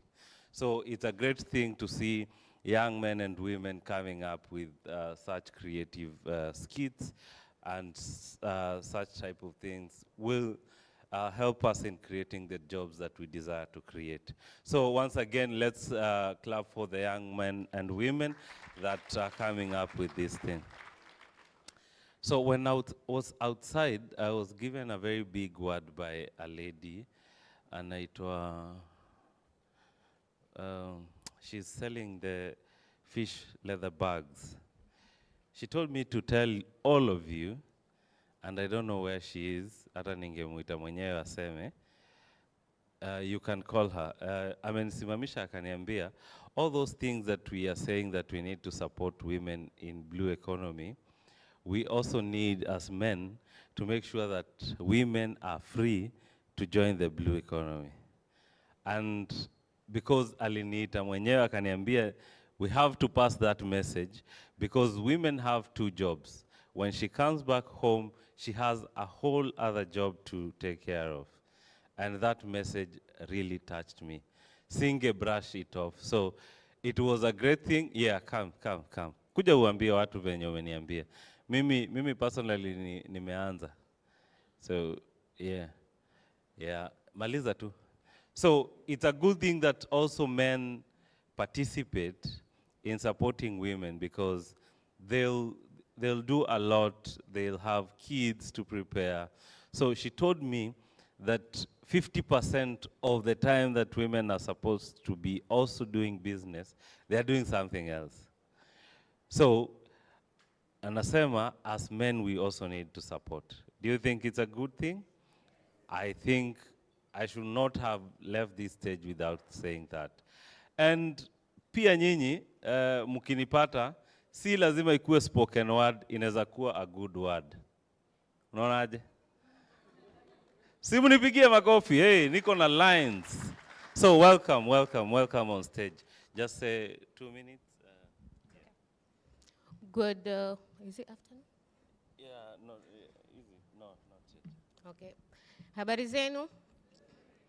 So my name is Fatuma Ali, and I'm a petroleum and natural gas engineer turned social entrepreneur and the founder of Sulha Africa. Sulha Africa is an ethical and sustainable genuine leather brand that does value addition on raw hides and skins left behind by the Kenyan livestock and fishing industries into high-quality circular leather products. Here is a look at one of our finished, this is livestock leather, and this is fish leather. We also do have a few product samples on our stand just at the exit. So personally, I've always been in male-dominated spaces. Petroleum and natural gas engineering has one of the lowest numbers of women in that industry. Coming from that, going into leather business, it's also very male-dominated like any other business, most of other businesses. One challenge that I've realized and noticed, not just within my personal experiences, but with talking to other women in businesses, is people do not take women in business like they are working. They don't take it as a full-time job. They expect you to come home, do all the responsibilities that a daughter is supposed to do, a mother is supposed to do, or a wife is supposed to do. In addition to that, go back and earn. We're all here because of the blue economy, and we are very much aware of how we all want women to join that space. But ask yourself, as an individual, be it you, a daughter of someone who, of a woman who is in the blue economy, or a son, a husband, a mother, whatever relationship you have with that woman or with that young girl, are you truly in support, or are you just coming here saying, let's bring women on board, let's train more women, let's support women in blue economy? But at an individual and personal level, how supportive are you really?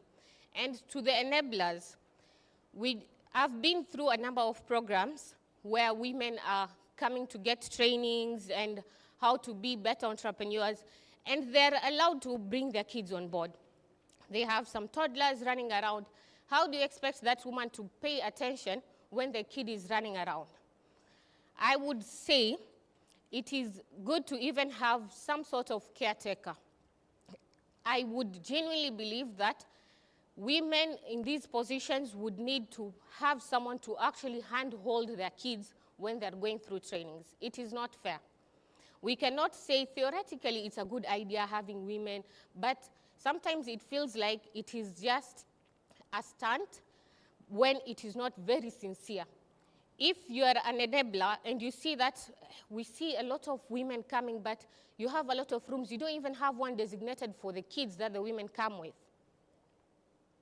Thank you, and that's probably it.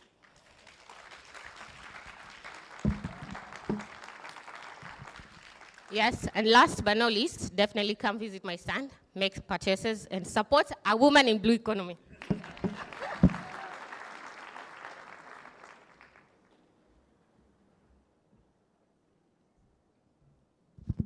Tumpigie makofi for the great work that she's doing. So take the slides up we continue with the program.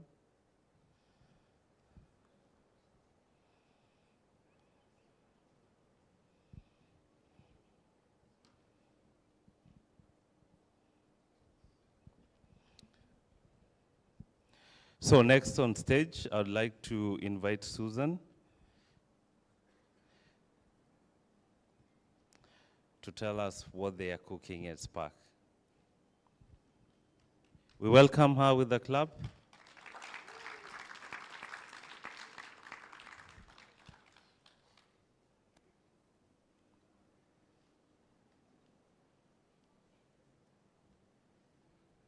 Thanks.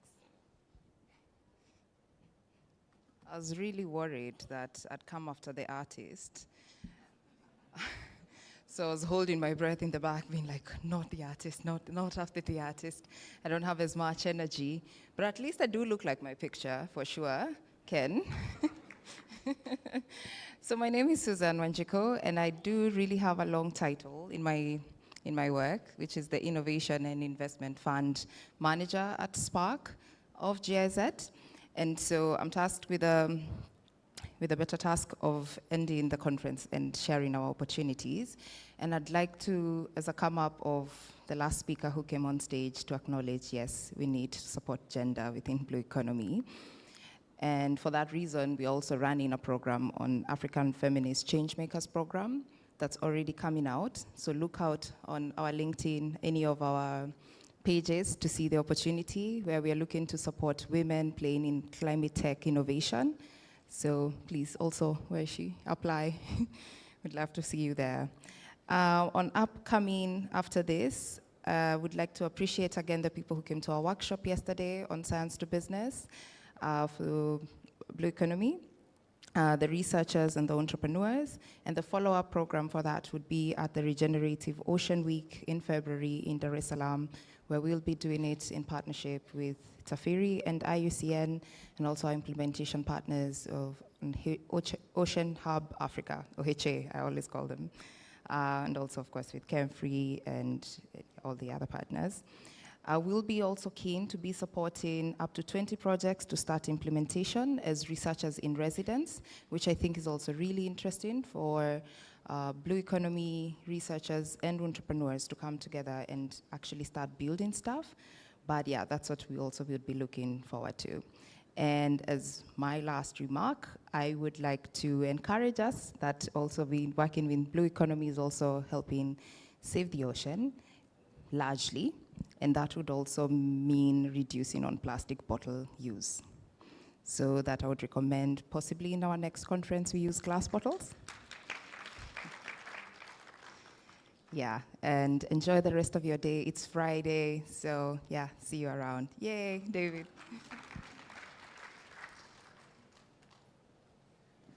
Thank you so much. Thank you so much for the good work. Situmpigie makofi. So now I would like to do something different. I would like to recognize the partners that we have before we continue with the project. So I'd like to invite on stage my colleague, Alvin Chole, to come and appreciate the partners that we have. We clap for him as he comes on stage. Thank you, Ken. Hi, everyone. It's a good day, isn't it? Are you feeling okay? Are you coming out better? All right, so I want to recognize a few partners. This will not be possible without this collaboration.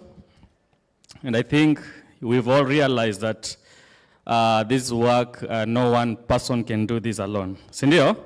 So turn to whoever is close to you, mwambie, wewe ni wa maana.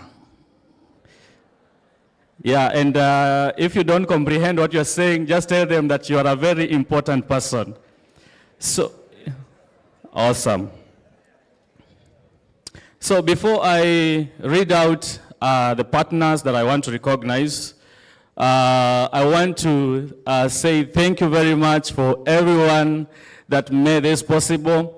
If maybe for one reason or another I will not mention you or your organization, just know that you are very important and we recognize the part that you've played in making this summit a success. So let us clap for ourselves, all of us in advance. So I want to recognize Slovak Aid for the great support, the sponsorship, and all the advice and the connections and everything that they have done to make this summit possible. So let us clap for Slovak Aid. Susan has just been here, so I want also to recognize Spark, JZ. So we've been working together with JZ for years now, and the journey has brought us this far. So let us give it up all to GIZ. I assure you, if you're not clapping when I mention your organization, nobody will clap. It will happen to you the same way it's happening to others. It will kitakuramba. That's what this guy said. So kitakuramba. So when I say clap, you clap. So let us clap for UK Kenya Tech, Innocent team. Asante sana. Asante Enos, thank you so much. Let us recognize Cape Skies team. I think you've seen guys from Cape Skies, so let us clap for them. Guys at the back, support us please. Clap for Cape Skies. And we have a few innovators here from Cape Skies. Guys, are you there? Give me a shout. That is it. Give me a shout. Asante sana. So that is Cape Skies. I want also to recognize the EU, Go Blue. I think it's been an amazing journey as well. We've seen tremendous support through the Go Blue project and even the summit. So let us give it up to the EU. Asante sana. I also want to recognize the umbrella of Jumuiya ya Kaunti za Pwani. I think the CEO is here. Asante sana. Let us clap for him. Together with JKP, I also want to recognize UN Habitat, UNEP, that we've seen tremendous support, and we give you a lot of credit for this. So let us clap for UN Habitat and UNEP. Clap for Global Fund for Coral Reef. That is the Norway Embassy, Wildlife Conservation Society, the Miamba Yetu program. Let us clap for them. I'm going quite fast because of time, so bear with me. Let us clap for Aga Khan Foundation Schools 2030 program. TechnoServe. We appreciate your support. You came in huge numbers, and we appreciate the support so far. Let us clap for TechnoServe. TechBridge, close friends. We are working together as brothers and colleagues. Let us clap for TechBridge. Absa Bank, we really love the collaboration that Absa Bank has accorded us through the financial training, the support, sponsorship, and all those. So let us clap for Absa Bank. VSO, we thank God because George is here together with his whole team. And one thing we should know about VSO is that we have also worked together with them for quite some time. And it's also interesting that we are also hosting them at our offices, and we are also implementing several programs with them. So clap for VSO. I also want to thank for EAVCA. Without you guys, I think the deal rooms and all these discussions that we've been talking about, investment and finance to the SMEs, I think you've added great value to this. So let us clap for EAVCA. Fire Consult, Jeremy and team, we really appreciate. You guys did great, and thank you for your support. Let us clap for Fire Consult. Anna, Kamau, and advocates. Where is Anna? Let's clap for Anna. And together with the delegates, we honor you, sirs, for showing up, and it's been great collaboration. So in case you have any problem with anyone that needs legal intervention, Habana is there. You can approach her na atakusort. Sawa sawa? Anna, lift up your hand. Where is Anna? So kama una issue yote, any legal stuff, please, Anna is there. Let us clap for Anna and team. I also want to recognize our key partner, SIAB, Conference in a Box. These guys are good. So they supported us in managing the event, putting everything together. And I think most of you have seen how guys can be thorough, especially at the registration desks. So let us give it up to SIAB, Conference in a Box, for such good work they did. Let us also give it up to KNCCI, Chamber of Commerce. Thank you so much for the support and the input and the collaboration. Let us clap for Chamber of Commerce. The Association of Countrywide Innovation Hubs, the chair is here himself, Savio. He calls himself a professional idler. Where is Savio? Let us clap for Savio. Where is he? He's here. He's a great man, but he's humble, down to earth. I love his spirit. So we clap for him again. Together with all the hubs, I've seen Alice here, I've seen several guys from the association, so we clap for them again. Asante sana. Vifa Consult, Victor is here. Victor has done a tremendous job. Victor, asante sana. Organizing the panel, the speakers and everything. I've added a lot of value to this event. We clap for Victor and team. And then Blue Radio, the guys did a lot of some good work, setting up the stage, media, taking photos, and making everybody happy. By the way, if you realize that the photos that are on social media are for the people that are smiling. So if you're not seeing yourself anywhere on the social media, just know that you have a face that, that is not social media friendly, okay? But all is not lost. You still have a chance to redeem yourself. You will tell people you are at the summit, but they will not believe you because there is no photo. It's like it's just your phone photos. So these guys are still taking photos. I want to highly recommend that you start smiling from now. Sasa, start smiling from now. And if the person seated close to you is not smiling, move away from them because sadness is contagious. Just as poverty is contagious. If you count 4 people who are poor around you, you've counted wrong. There are 5. Do you know what that means? you're one of them, okay? Yeah, so Blue Radio, let us clap for Blue Radio. As I wind up, I want to give it up to the Sote Hub team. These guys have done a great job. You've seen them, right?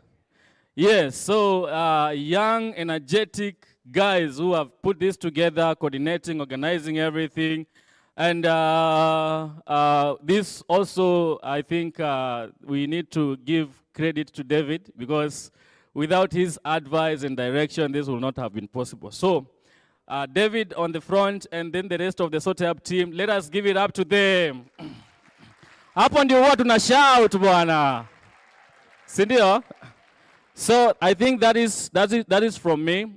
May God bless us all, and I think this has already been mentioned that we are looking forward to.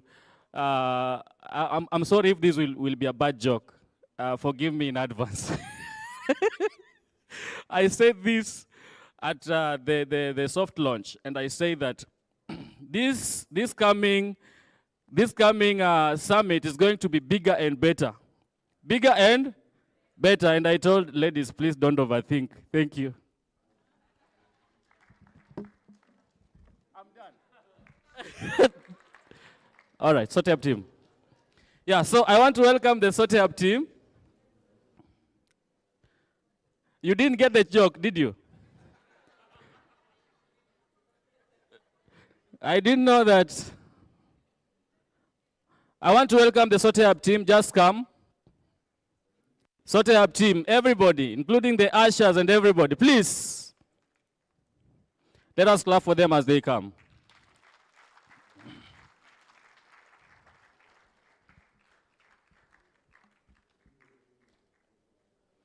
So as they come, my colleague Ken usually has very good jokes.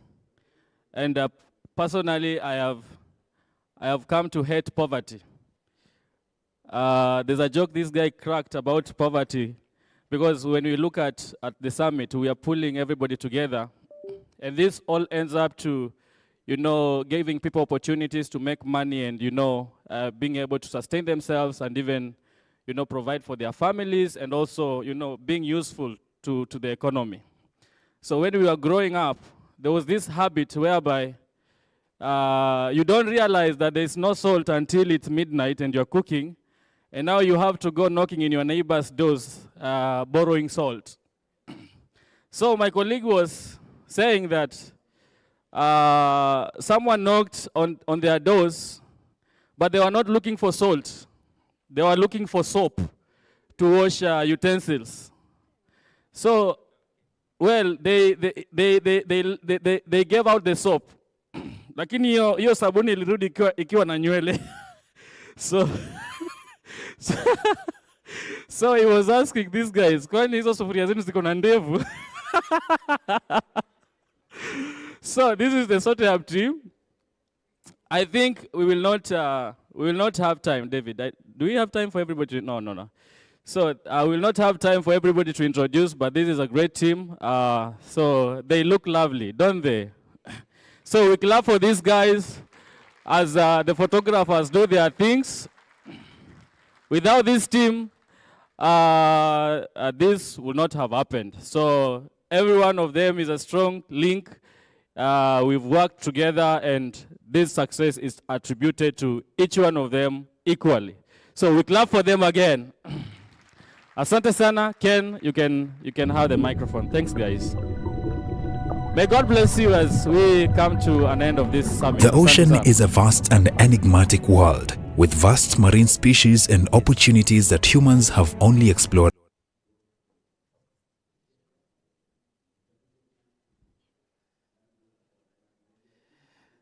Asanteni sana choir for the good performance. It's Sote Hub team. Si choir. Asanteni sana. Lakini they look like a nice choir. I'm giving you ideas ya kutumia watu wetu. We can do nice performance. So before I go to the next one, tech team slides up. So there's someone that we are looking for, Judy Oduma. If you're here or you know her, please tell her that she's needed immediately by Lucia pale kwa mlango tu, anamtafuta sana sana. So Judy Oduma, please. Haya, asanteni sana for the good work that we've done. So I'll try to be a bit faster so that I keep your time.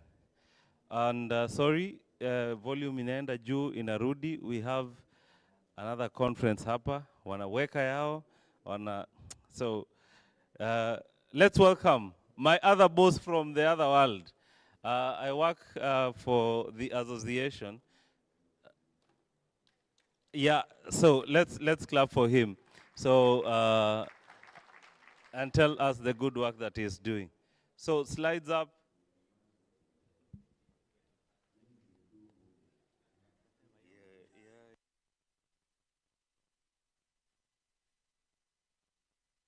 So thank you very much. At least, so before David came here, not David, Ken.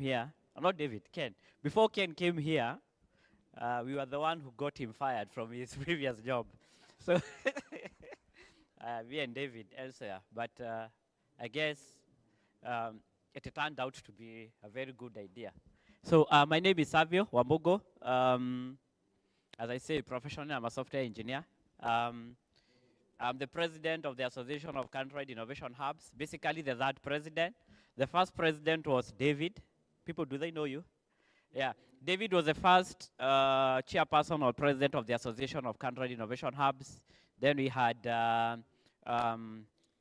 Magdalene, and now it's me. But before I say what we are doing, probably it's also the right time to say, if you run an innovation hub, if you're a member of the association, you can either wave or stand, any that serves you well, just for us to be able to see whether the people are here.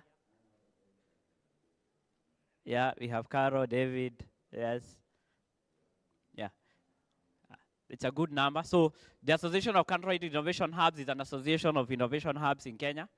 Currently, we have 146 innovation hubs and counting. We are in 42 different counties. We have different innovation hubs, some that are housed inside the institutions or in the universities. We have county government innovation hubs. We have innovation hubs owned by the church. Yeah, we have, and they're in different value chains. Blue economy, tech, women enterprises, and many others. So, and we hope that one day we'll also become, let me not go there. But also something to mention is that the association started back here in Mombasa, back in 2018. We held our first meeting at Tech Bridge, and right now, back then we were just 12 innovation hubs back in 2017, 2018. So right now we have really grown, and we thank Tech Bridge.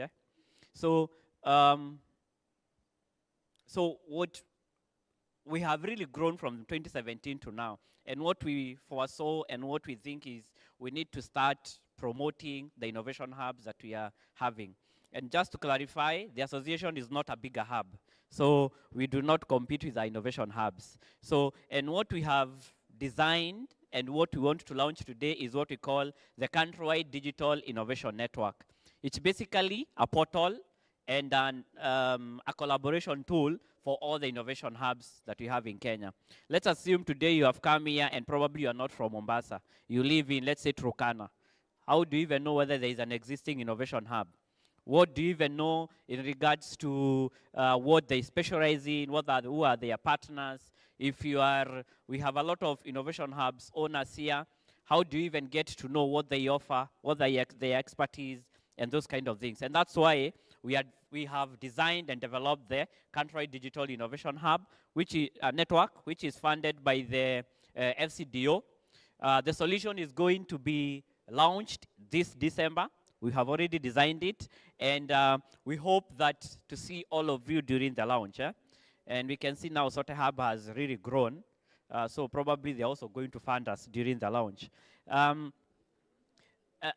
basically, it's just a network, just like Facebook and many other social network tools. So when you go there, you'll be able to see all our partners. You'll be able to see all the expertise that we have. We have a lot of issues when some of our innovation hubs and their startups are looking for things like patents, copyrights, and those kind of things. So through the tool, you'll be able to apply for all those. We have groups. Let's assume right now there is a group in Blue Economy, so you'll be able to have your own discussions, your own policy contributions through the platform. And you'll also be able to see all the innovations, all the startups that are going through different innovation hubs. Because what we are looking at is not reinventing the wheel, but again, just going and checking what other different innovation hubs are doing, and either collaborating or complementing what they are doing. So, nowadays, we as the innovation hubs, something that has really gotten into our nerves is almost each and every week, we are getting, let me just call them into quotes, partners who are asking us to fill surveys, who are asking us to do polls, and all these kind of things. And it's all the same, and it's also very hard when we keep asking our members, okay, we have this new survey, would you kindly fill? We have this kind of poll, would you kindly do? So what we are planning to do is, since we have all, or rather most of the innovation hubs in the network, we can be able to start rolling out these kind of surveys and polls through the platform, so that you do not need to know Savio. Okay, pia mimi Enos, mimi pia ndiye plug wa ecosystem. So, so you don't need to know survey for you to run a survey. And finally, we have a lot of institutions that have developed different toolkits. And the challenge is that probably when you go to Nyeri, we are looking for, let's say, a cybersecurity toolkit. We cannot get it, but again, we have various institutions who have those kind of toolkits. So what we'll be doing is we'll be launching them, we'll be listing them inside the platform, so that if you are looking to do carbon credits and those kind of things, you can go to the platform, check on the toolkits, and start learning. And apart from that, we want to make sure that our innovation hubs are sustainable. So we have a lot of innovation hubs that have various expertise. We have legal tech, innovation hubs. You can as well as go to the platform, request for their services, and also it's also a point for them to make a little bit money. So thank you very much, and see you next time. Thank you. Let's clap for him. Thank you so much. Yeah, you know, some friendship can be can cost you, and that one costed me something. So they they worked very hard to get me out of a job that I anyway, we'll talk. The two of them, good friends, but at that point they did me bad. So next on stage, let's get an announcement from JKP by Gladys Njang. We clap for her, she comes.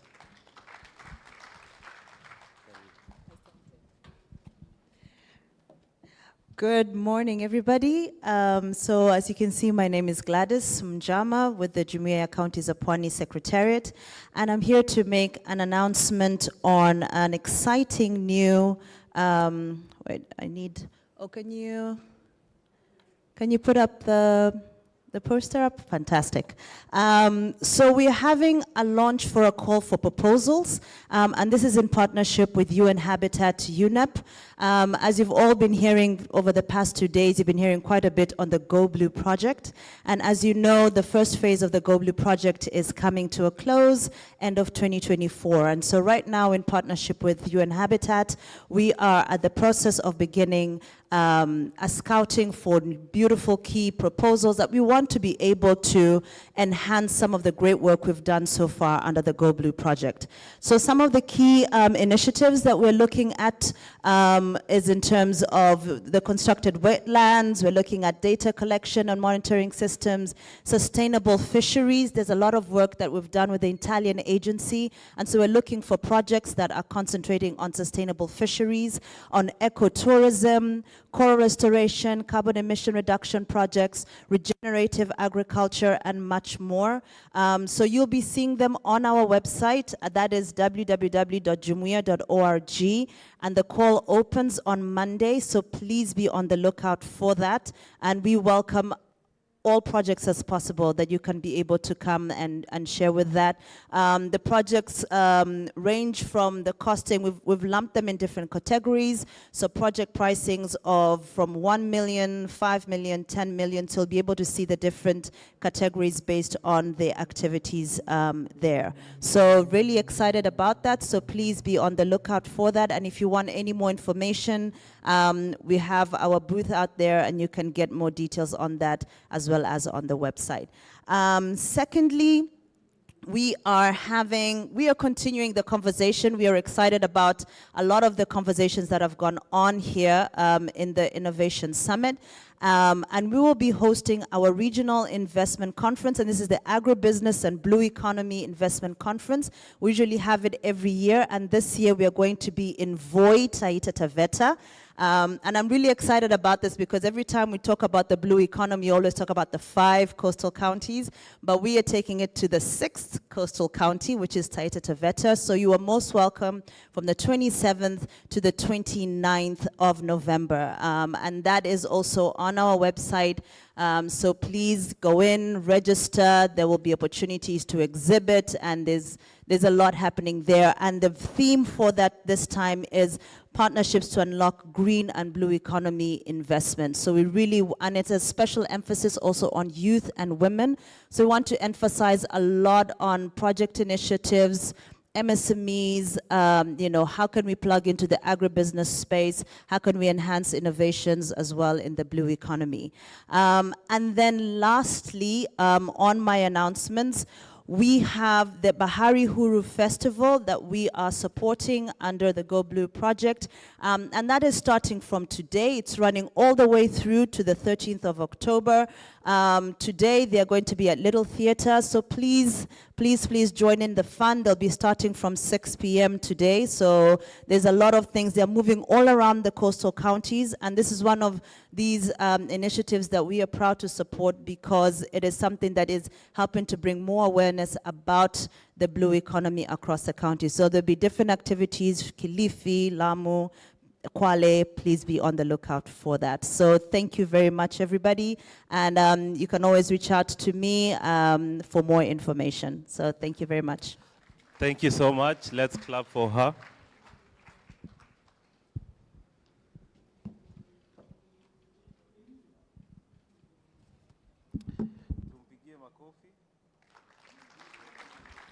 So the event yenye amesema be on the lookout, I might be performing. Mupitu. You know, my performance is well sought. People are looking for me all over. Jeremy ametumwa na watu Rwanda nikaperform na nimekataa.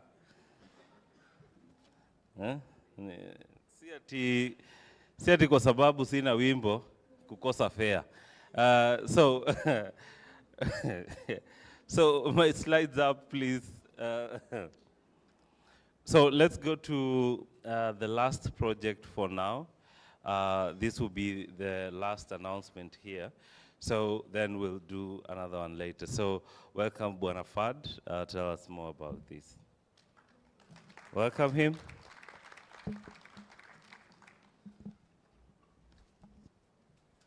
Thanks, Ken. Don't worry, I'm not going to use my laptop. I don't have a 1-hour presentation. It's going to be very brief. Once again, my name is Fahad Al-Guthmi. I work with the Wildlife Conservation Society, and we run the Global Fund for Coral Reefs program, which is a UN-led coalition that aims to drive bridging the coral reef funding gap across the world. And we're implementing this program in Kenya and Tanzania. We had a fantastic breakout session yesterday with great turnout and great messages relayed by the panelists. So I'll just start off by asking 3 questions. Well, expecting 3 answers. Asking 1 question and expecting 3 answers. For those who were here, who remembers the 3 takeaways that I talked about in yesterday's breakout session? There were 3 takeaways, very brief, clear, concise takeaways that I discussed. Anybody remember them? I will fund the person who remembers them. Somebody, please. I was just kidding, but yeah, go ahead. I might not know all three. Oh, hi, my name is Susanna from Kwale Recycling Center. My key takeaway from your presentation was on the note on the power of partnerships and collaboration to kind of reach out and target all our different interests and goals, but have it as one project, and that way we'd be able to handle conservation better. Okay, great. Yeah, very, very briefly. The very end over there, somebody. Because these are very important, because I always get asked this question, and when we get applications, sometimes it's not very clear as to what we're looking for when we talk about the Global Fund for Coral Reefs. Go ahead. My name is Pauline. My one takeaway is address the coral threats. Yeah. Address the coral threats. Yeah. Address the coral threats. Gotcha. Yes. Okay. Scream it, scream it. What is it? Okay, good, good. Okay, I think we have the gist of it, but I'll say the three takeaways. One, there has to be relevance to coral reef conservation or protection. Obviously, it's in the name. Number two, we need to appreciate the coastal communities whose livelihoods depend on these marine ecosystems, right? You don't want to work in isolation and pretend they don't exist. Three, there has to be some sort of catalytic measure to the project. We're not just a sinking fund. There has to be some sort of revenue-generating stream that goes back into conservation. So as much as we appreciate it being an investment vehicle that supports businesses and their bottom line, we also want to see a proportion of the revenues supporting conservation work. So those are really important if you ever want to consider funding from the Global Fund for Coral Reefs. Now that brings me to a segue on the ecosystem approach, which seems to have landed even better than the other three takeaways. A lot of the time we need to ask ourselves, what does the ecosystem need? What do stakeholders where I work or where my startup is actually working, what does that ecosystem need? Not what I need in terms of funding. If you have a plastics company, you deal with tourism activities, you develop something that addresses waste pollution, you shouldn't be asking what do I need in terms of funding to sort of, catalyze my work. You should be asking what does the ecosystem need? Where do I sit in the value chain? And how can I address the problems that cut across? And that's what we want to see. We want to see concepts and proposals that address various threats, various issues, so that we can be able to maximize on impact faster than we could have if we just started funding people individually. We have so many plastics recyclers who are doing great, great exhibitions, great work on their own, but they all have their different specialties. So how can we help them complement each other? And we can do that by aggregating, bringing them together. So find people in your innovation hubs, people across the value chain in the sector that you work in, come together, develop a proposal, and then you can reach that scale where we can be interested to say, you're addressing an ecosystem-wide problem and not just saying, I need these funds so that I can buy machinery, or I need these funds so that I can scale up. That doesn't cut it. I hope I make sense. So even though we finished our call for proposals recently, last month, it's a continuous process. So if any one of you end up having a concept, please feel free to submit it at any time, and we will consider them at our next round of reviews, which happens usually quarterly. On that note, I would like to also state that as a result of the Sote Hub Blue Investment Summit, we have been able to start negotiations and discussions with Anton at TechBridge on how we can partner to support this ecosystem-wide approach, starting with the plastics recycling sector. So we're in discussions on formalizing that and memorializing it in an agreement, a collaborative agreement.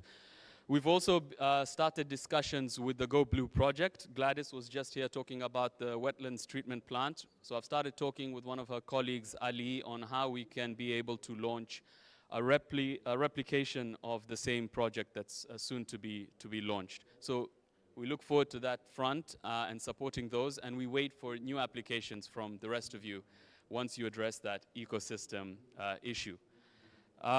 With that said, I'd also like to point out that we have a current call out for proposals for a consultant that can be able to develop a market analysis and a business plan for a potential marine virtual reality center at the Mombasa MPA, the Jomo Kenyatta Public Beach area.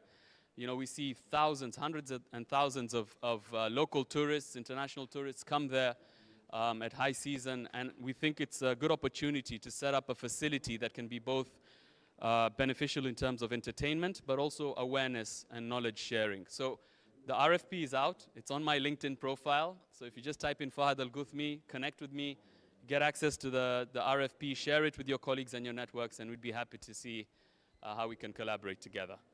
Asante sana, thank you all very much, and look forward to the next one. Let's appreciate him. So, with those projects, I think we have a bright future. Is it? So see, we appreciate all those guys who presented all those projects for us. We are moving on very well, and I like that today we are still on time. So I want us to go to another segment. We have different speakers as we go to the end of the day's session. So first of all, I would like to invite Mary Galbut, our partner from ABSA, to give her remarks. Let's welcome her.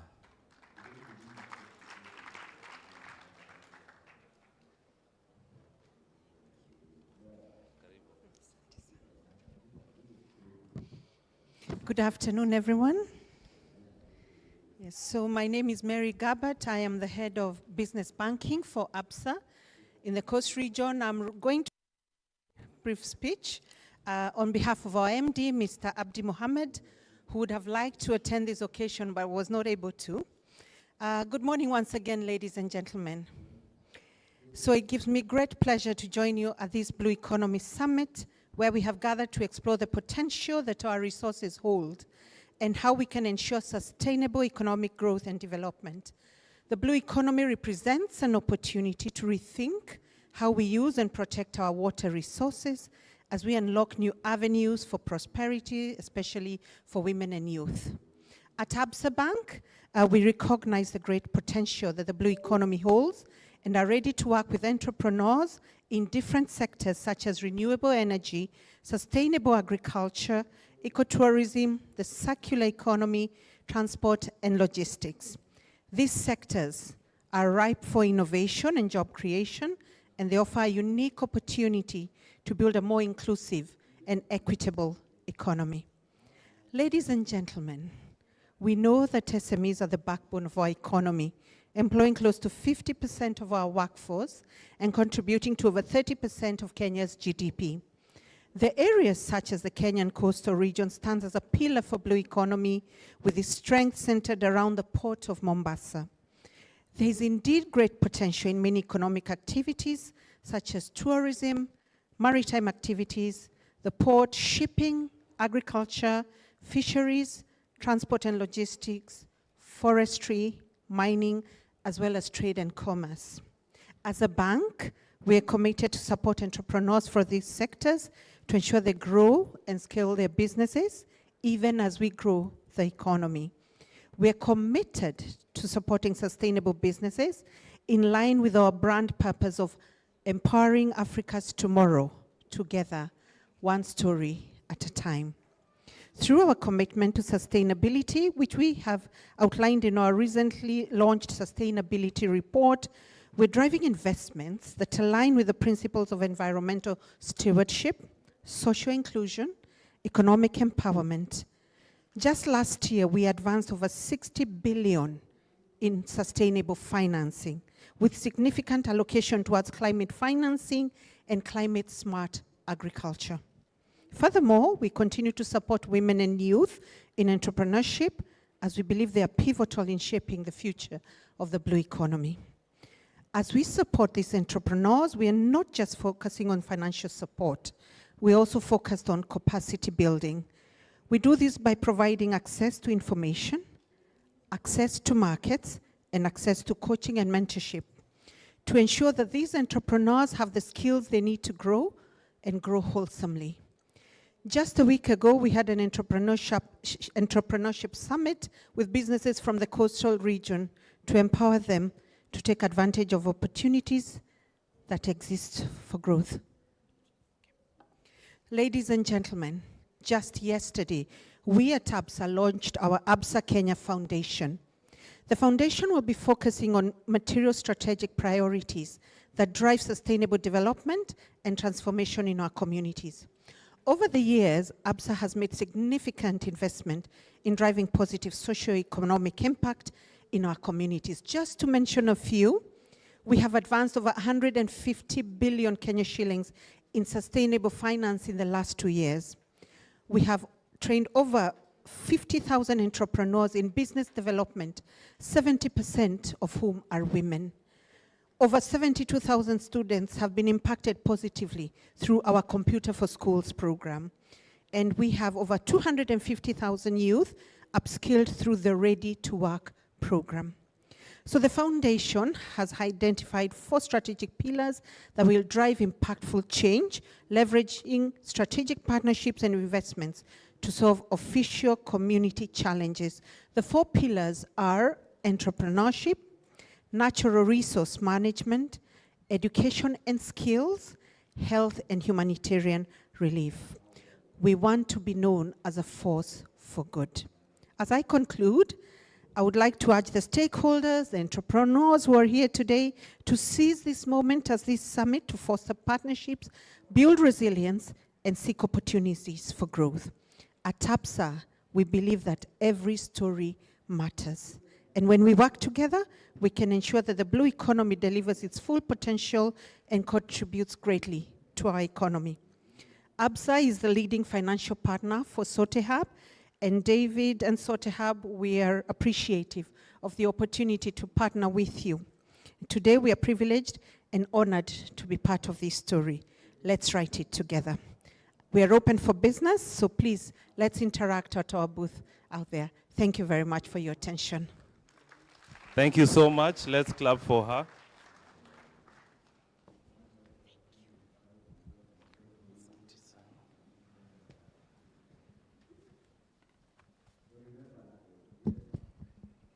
I will appreciate her once more. So right now, I would like to invite on stage another partner, Mr. Abu Jama from Kenya Chambers. We appreciate him as he comes. Hey, tumpigieni makofi tafadhali.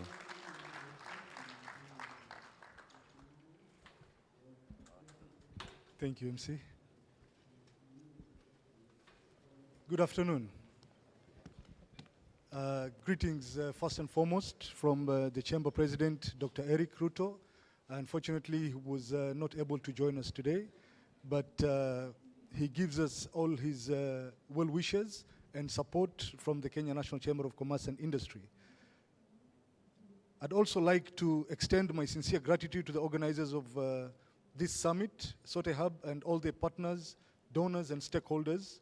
And it's a pleasure to join you all, including policymakers, the industry leaders, and innovators here today to discuss this very critical sector of the blue economy.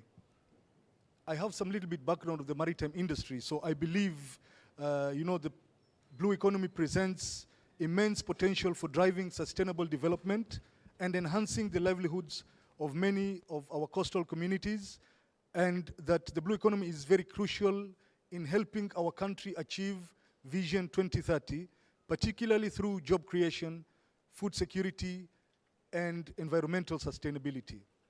So what is the role that KNCCI plays in supporting the blue economy initiatives? At the Chamber, we are committed to promoting sustainable economic growth by supporting ocean-based industries. KNCCI actively participates in policy advocacy, ensuring that frameworks support sustainable marine conservation and innovations within the fisheries, shipping and trade, tourism, and marine biotechnology sectors. Today, I'm pleased to reaffirm our ongoing support through the Startup Kenya strategy, which I think will be launched later on. And we will also look at how we can explore the role of ISOCO, which is our digital platform at the Chamber that promotes e-commerce and enhances market access for our SMEs in the blue economy by facilitating cross-border trade and providing necessary tools for business operation digitalization. I know that most presenters have talked about the potential of the blue economy and the diverse industries that it represents. And even as we look at diversifying our economy as a country and coastal counties, I think these sectors provide fertile ground for sustainable economic growth, job opportunities, and wealth creation. And in trying to enhance this, the Chamber works closely with Kenyan businesses and entrepreneurs to facilitate market access both locally and globally. Especially with the advent of the African Continental Free Trade Area, Kenya is well positioned to become a hub for blue economy products such as the fish, seafood, and marine-based technologies exporting to markets in Europe, Asia, and other countries in Africa. We really,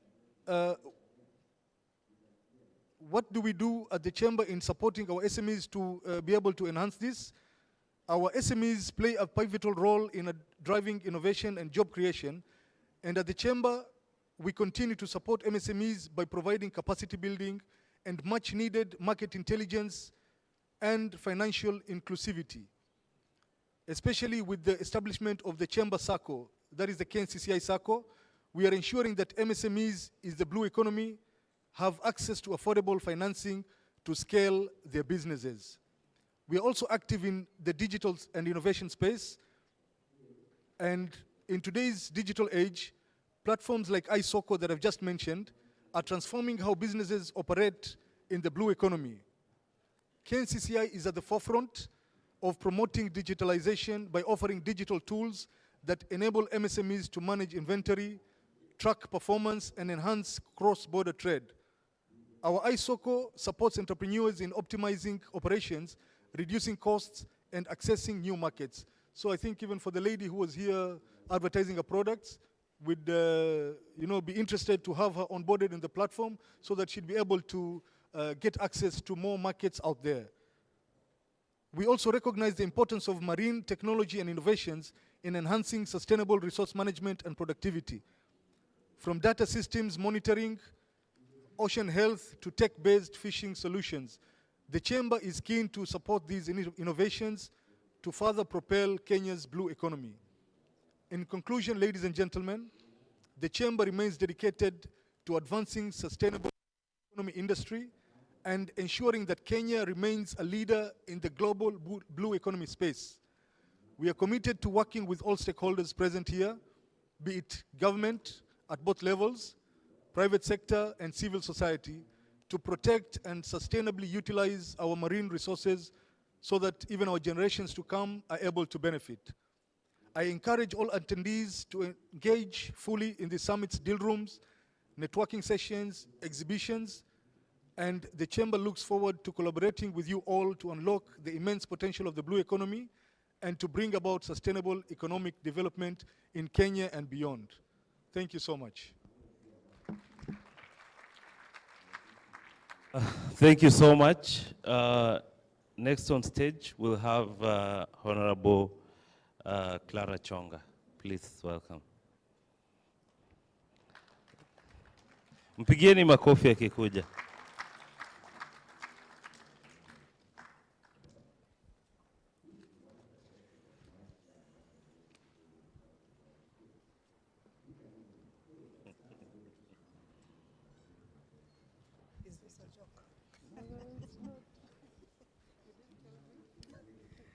Good morning, everyone. You know, I'm asking him if it's part of his joke because he never told me that I was to say something, so I don't know what I'm supposed to say.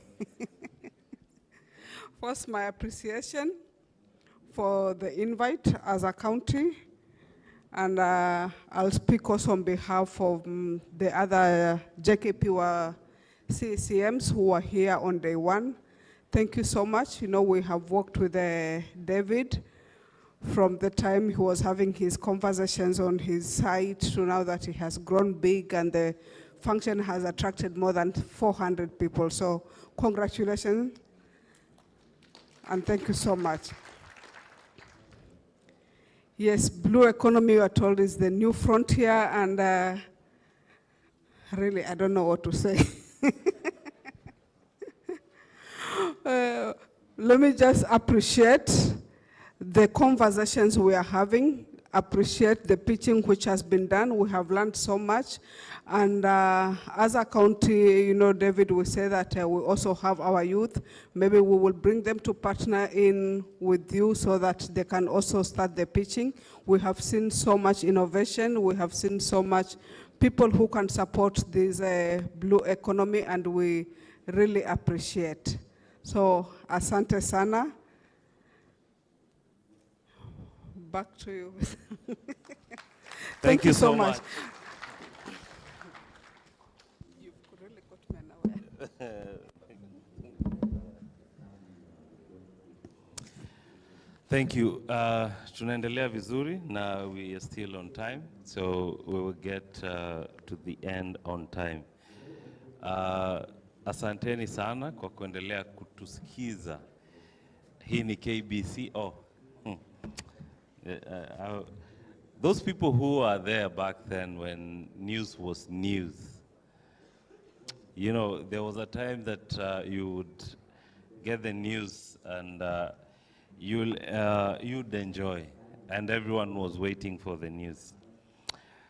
And one of the people who actually saw the news and has been part of the news, and good news for that matter, is the new chair for Vision 2030. And please help me welcome Mr. Emmanuel Nzai to give his remarks.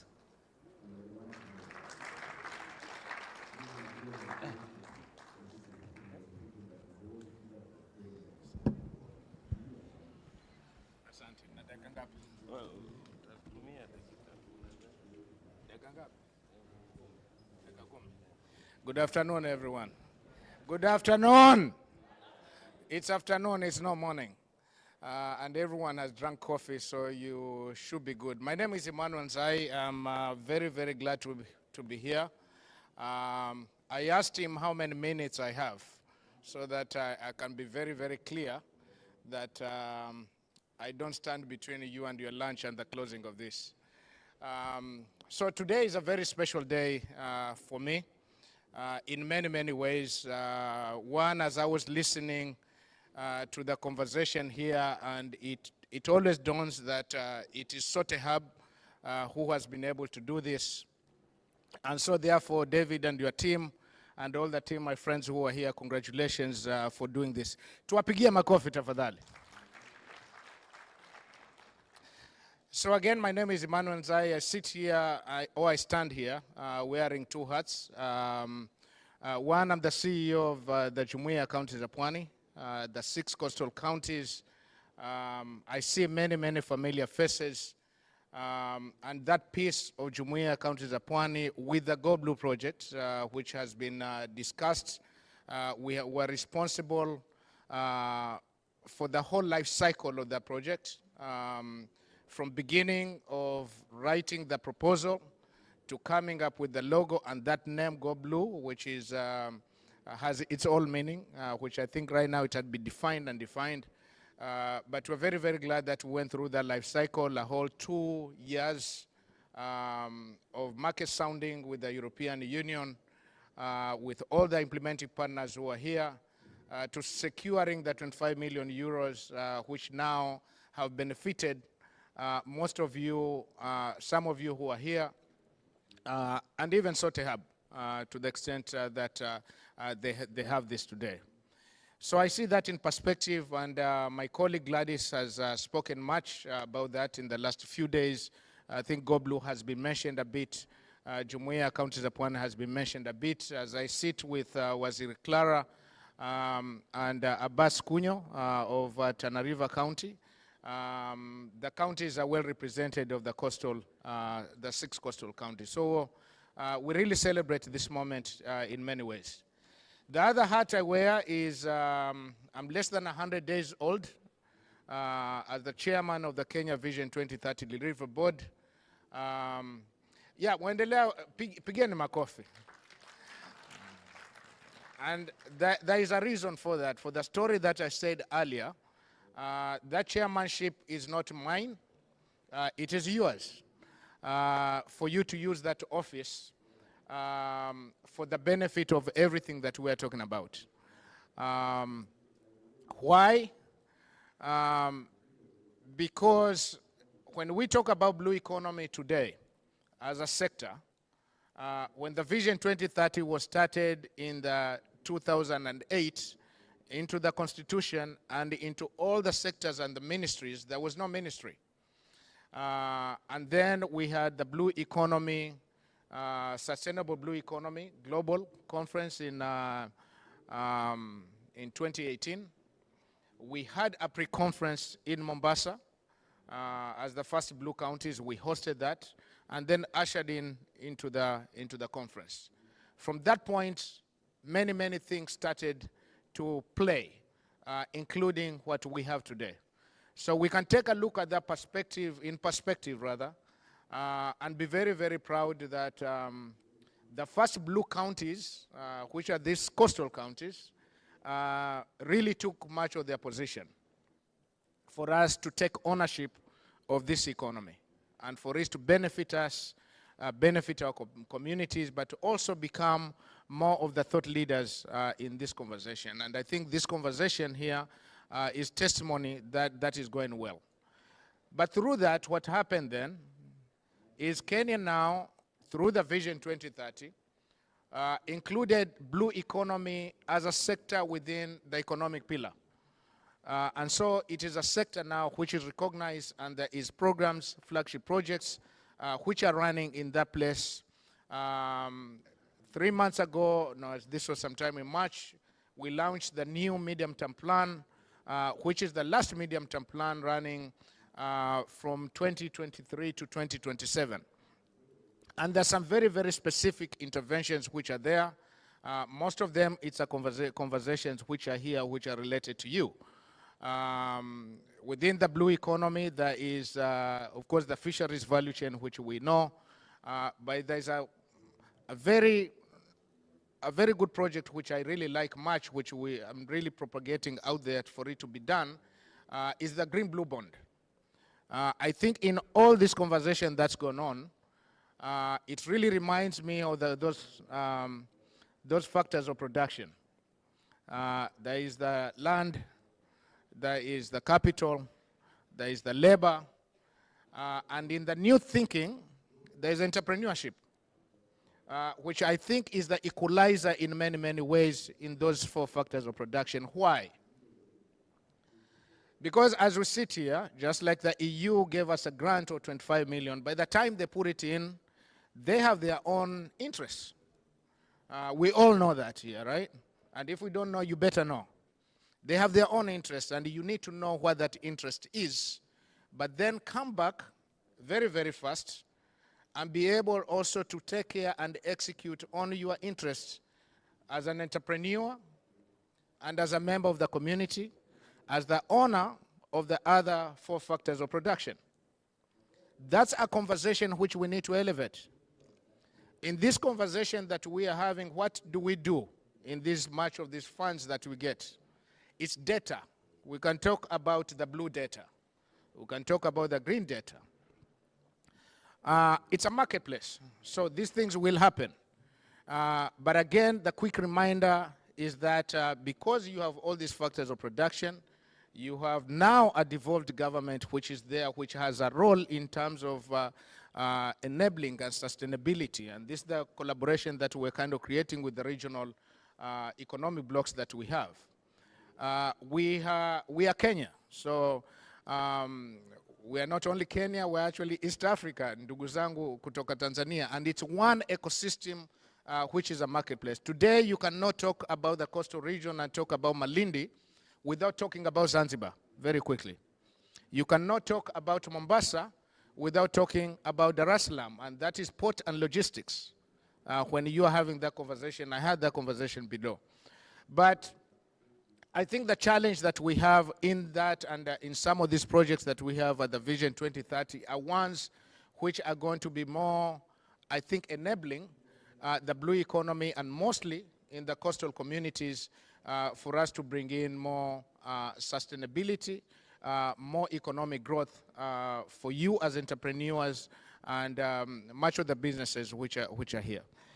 And so I think on this summit, this time, I'm really, really happy to have for what you have done. We all know that the Go Blue project is coming to an end, and I know the ambassador was here. Again, a reminder that because it's a marketplace, what they have done in this project, not many people like me to say this, but the Go Blue project was an experiment in many, many different ways that you could take a look at it.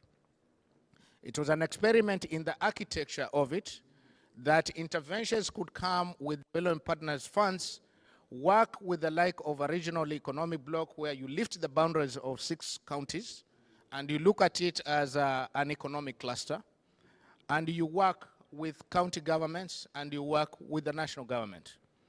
Our constitution is only 10 years old, so therefore that's an experiment to see how the partnership and collaboration with government gets to work. There's a whole lessons learned around that. There's another part of lessons learned and experiment. Today at our office we host the UN Habitat, the UNEP, the GIZ. They finished their projects and we hosted them all in one place to see how we could have some working relationship as partners. There's lessons learned around that because it's different cultures, different thinking that we have, and it's almost like a dormitory that you have put them together for them to get to work together. I think it's a good idea, and I think it gets to work. But through that, most important, I think, is again how we get to manage and benefit from this data, which we all co-create, and from there how we get to move forward to make sure that there is benefits across the board. And that is, I think, the challenge that we have. I really like the private sector. Mary, good to see you from APSA and much of the people who are here. I think we have a very strong financial system, not only Kenya, in the whole East Africa region, where there could be greater participation and catalytic effects for the entrepreneurship space. So, ladies and gentlemen, I think on my end is one, extend a hand of partnership to you. One from the Vision 2030. You'll get my contacts in some or the other. But I'm really happy about the association and the network of hubs.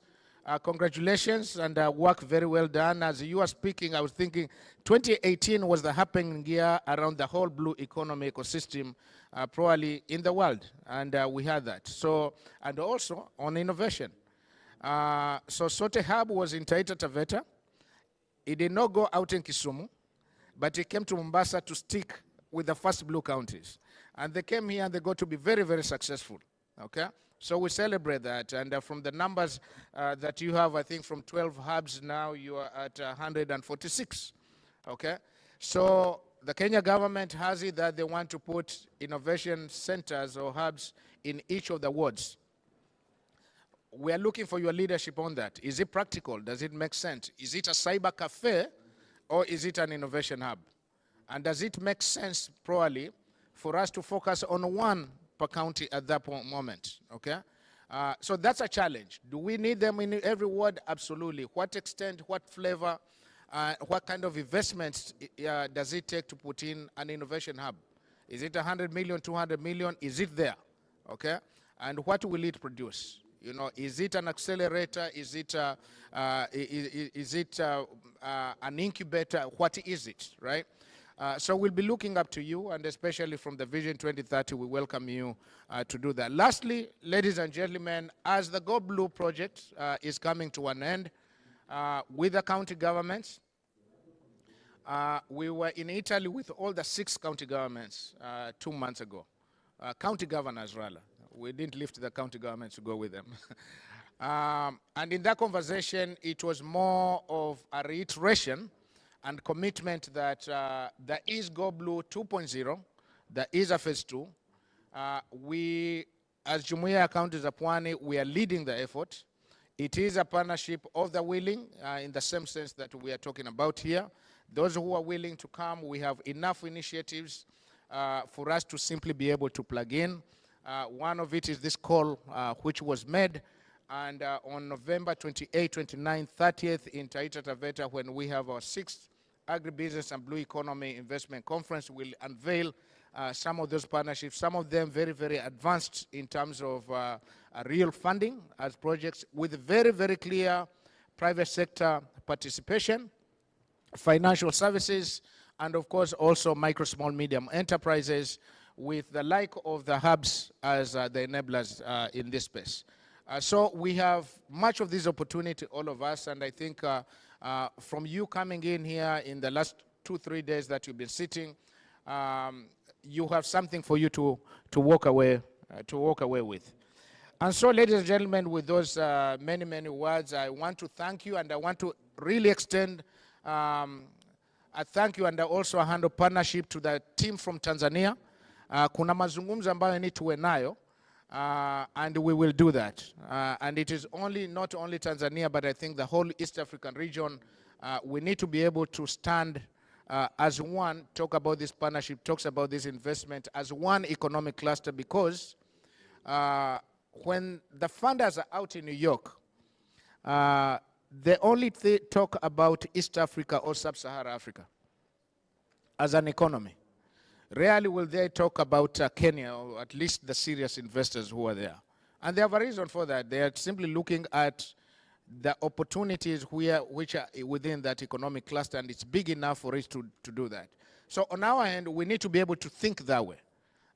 It is collaboration, it's partnership, it's sharing, and I'm really, really happy that they're here to kind of symbolize that, and we're looking forward to getting to the next phase where we will have more tangible partnerships with the whole East African community, and we're happy for us to propagate that. Ladies and gentlemen, asanteni sana. Na again, Sote Hub, congratulations. Yes, yes, yes, yes. Tumpigie makofi mazuri. So, yeah, we are doing very well. Sasa, just a good announcement, just to share a few things.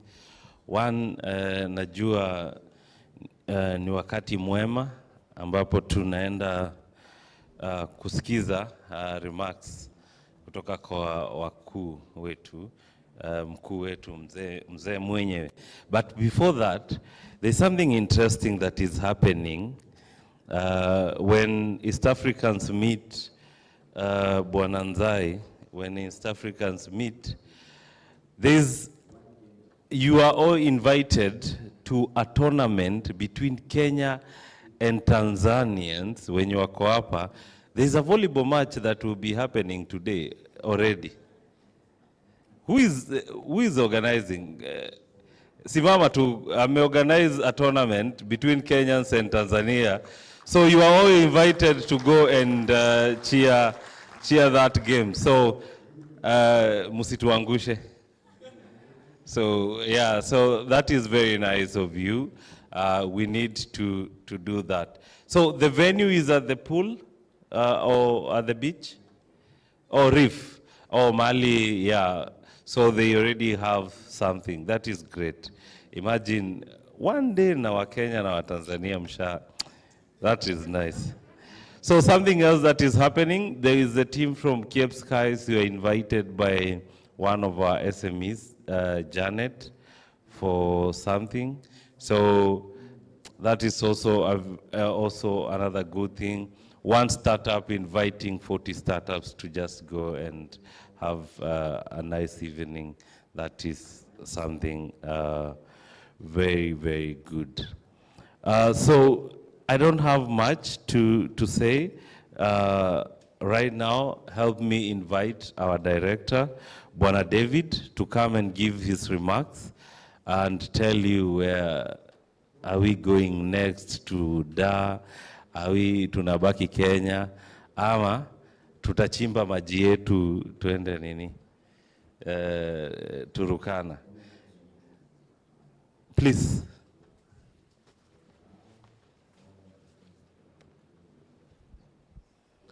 So before he comes, the owner of KDH 648T, a red car, CX5, please, you are needed outside. See Cynthia at the registration desk. So please put your hand together for David Ogiga. Mpigeni makofi bwana. Ninategemea huyu jamaa ndio niishi bwana. Mchezo zingine staki bwana.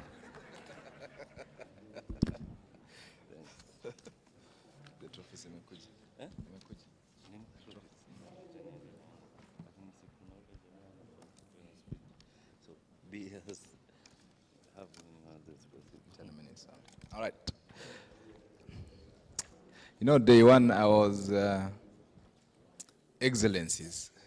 After every sentence, excellencies. But actually, you are the people who might be more important because you give those excellencies information they need to make decision. So I need to treat you in a better way. So, fellow excellencies. Good afternoon, how are you? Really proud and really happy that we are coming to close of the summit. First, I want to thank my friend, Dr. Emmanuel, always for coming and supporting us, and very instrumental in our engagement in the programs, and all the speakers that have come, and all of you. Let's have one big clap, really, for this. And looking back, do you know where we started hosting these summits? Under some trees, you see, 3 years ago. I think I narrated on day one how last year we had a nice garden party and suddenly the biggest rainfall.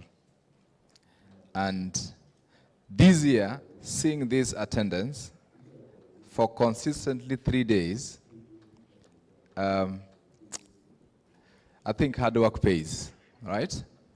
There's consistency and having a vision and following up on the vision and passion also about what you are doing.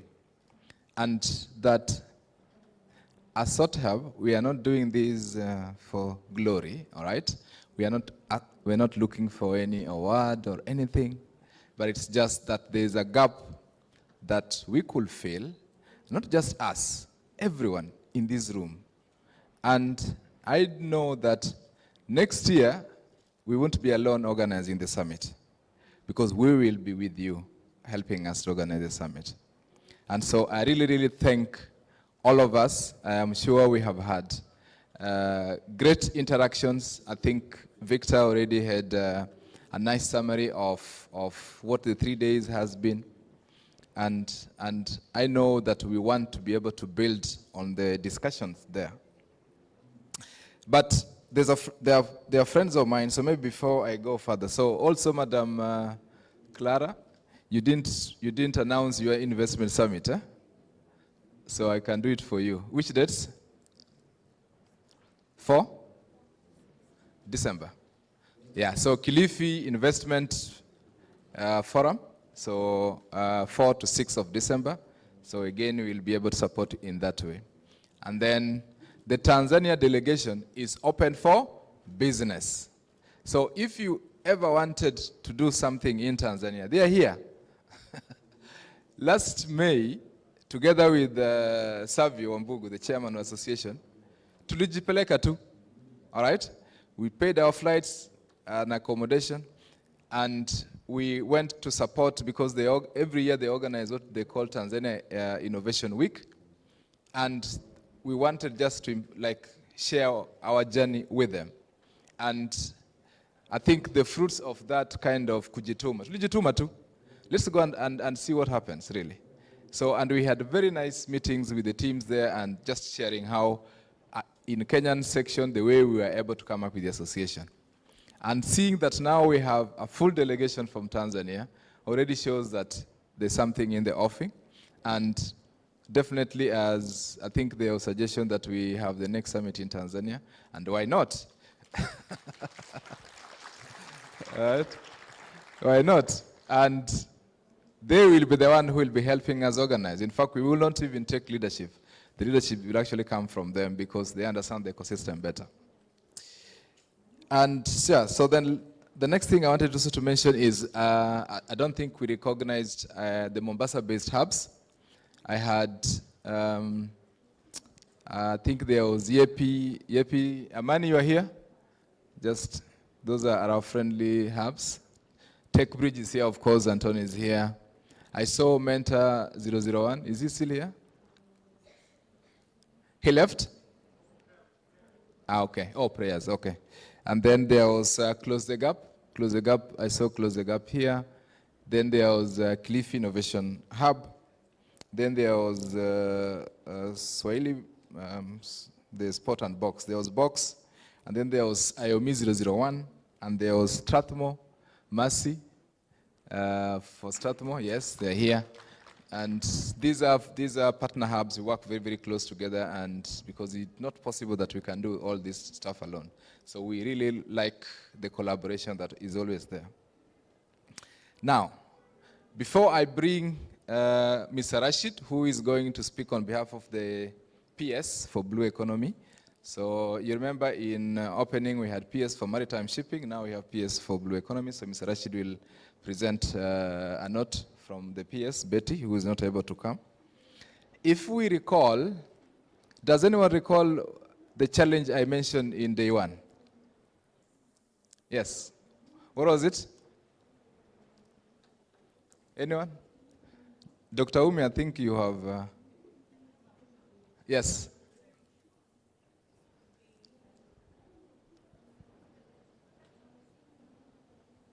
I can't hear. About? Is there any mic? We can take mic. Yeah. Wacha tuone wale wana pay attention kwa class. Very challenging. I can't recall anyway, but I think I have a hint. My name is Umul Kulthum from Technical University of Mombasa. Could it be statistical data on seaweed along the coastal region? I mentioned that. So clap for her. Anyone else? Yani hiyo speech yote ndefu nilitengeneza ilienda tu hivyo. Come on please. Hii sasa hii ni ujuma hii. Anyone else? Or you are just looking at the excellencies. You are not listening to what I was saying.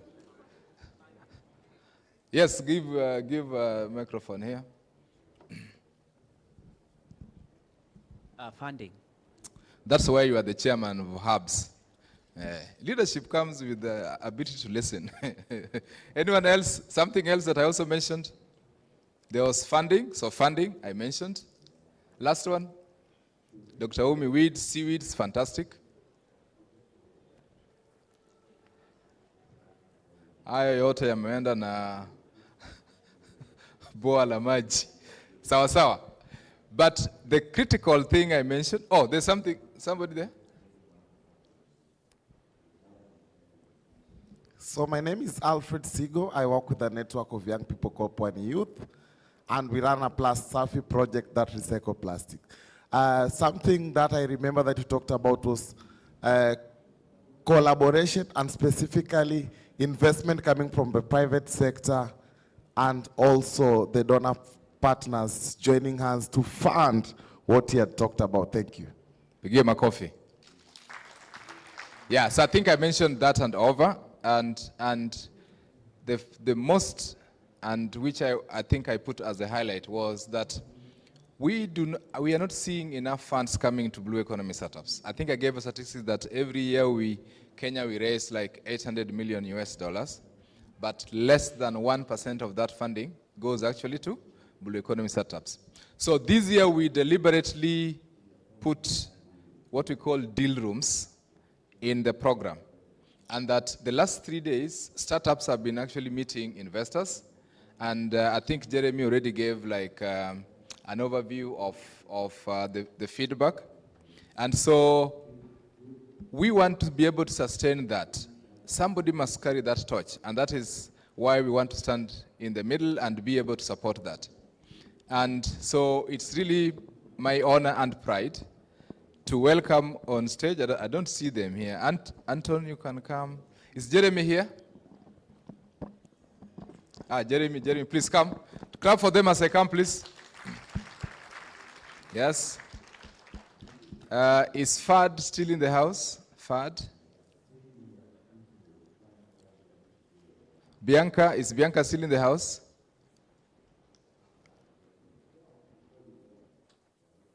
EAVCA? Oh yeah, please come. Clap for her, please. Huyo ni investor anakuja, lazima. So, the tech team, can we have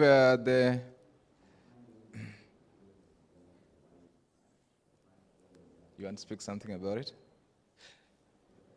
We want to be able to sustain, and we are going beyond the talk.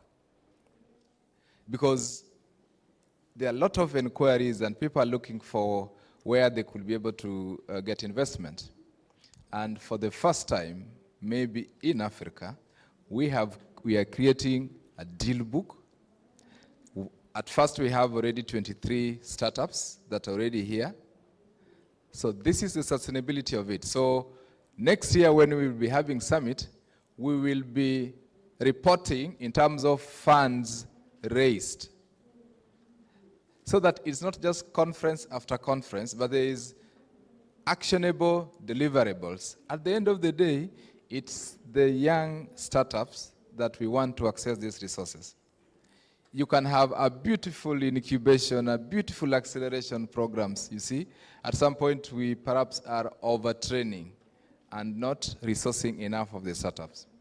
So, and individually as SotoHub, or as Fire Labs, or as TechBridge, or a EAVC, they can do this on their own.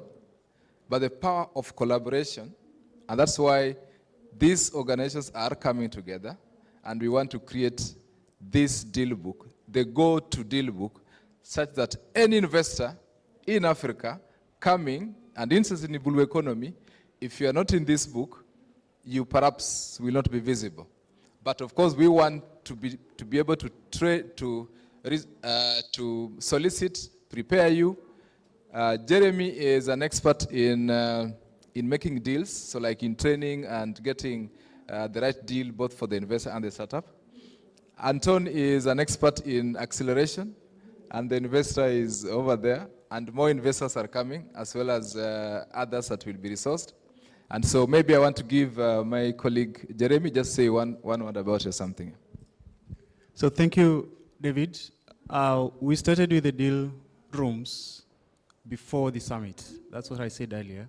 We had a taste of what it feels like to engage investors during the summit. I said the summit will end today, but the deal room will remain open. I don't want to repeat everything that David has said, but when you're interacting with investors, there are things they tell us about the businesses that got them. Your business model is not as solid as they wanted it to be. Your strategy and growth is not well outlined. Your operational structures are not in place, and you're not investor ready. That's how they finish it. And so we were thinking, why don't we have a lot of these deals being closed? And what can we do? And from the discussions that have been happening here, you remember us talking about the silos and us collaborating in our panel yesterday. And we thought we can talk all day and night and go home, but we need to do something. Come together, different partners, different capabilities, and fill those gaps so that whenever we present these deals to the investors, then they are able to invest. So the structure is very simple. There are those who are early stage, who do not have all these basic structures. They'll go through incubation programs. SotoHub does excellent job in that. And then there are those who are at a growth stage. And Anton already earlier talked about the program, the new program that is coming up. Those guys need acceleration, customized kind of support on their specific areas of interest. And then they are able to be supported at that level. When they qualify from that acceleration, there's post-acceleration support that is needed in terms of investment readiness, investment linkages, strategic partnerships, and market access. And FI Consult, we do that even when you're sleeping. That's what we do on a daily basis. And so we bring in all those strategic partnerships. So depending on where you fall as a business, you are able to be built and brought to a point whereby the investors now can actually have a conversation with you and find a sustainable, scalable business to invest in. We appreciate Blue Economy is still young, or nascent in this region. Most of us as entrepreneurs are in the early stages, and we lack a lot of these things that are needed by investors. And so before we take it to the investor and waste a lot of time, you meeting 10 investors and only one gives you airtime, we want you to be ready. You meet 1 or 2 or 3 investors, and they are all interested in your deal. I want to have the headache of the terms of the deal, not finding the right investor for businesses. And so that's why that whole process is there. Then there's a component of catalytic kind of funding and patient capital that happens in between there. So there's a whole thinking around, now you have been taken through this process, how can you be plugged into some patient capital that proves that you are good enough, you have a strong business model, that now other commercial funders can now be crowded in. Remember what we were talking about, the banks and all these other venture capitalists? That's where AVCA comes in.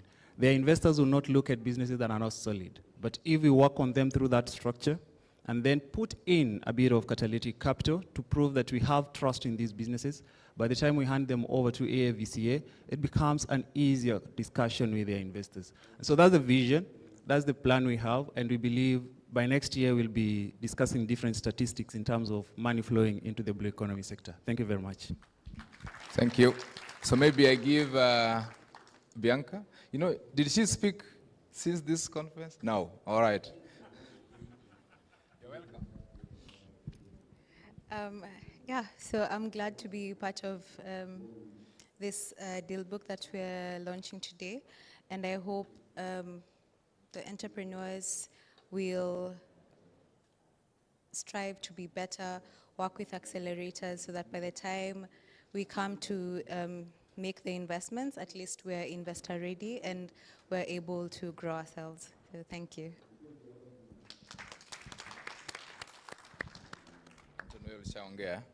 All right, so 1, 2, 3, give it up.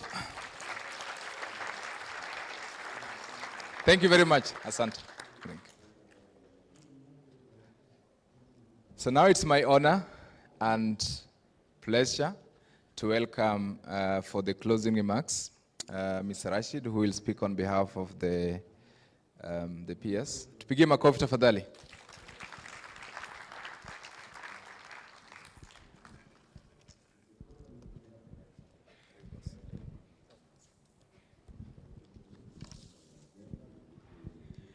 Your Excellencies, David, you said everyone, we're all Excellencies, including myself.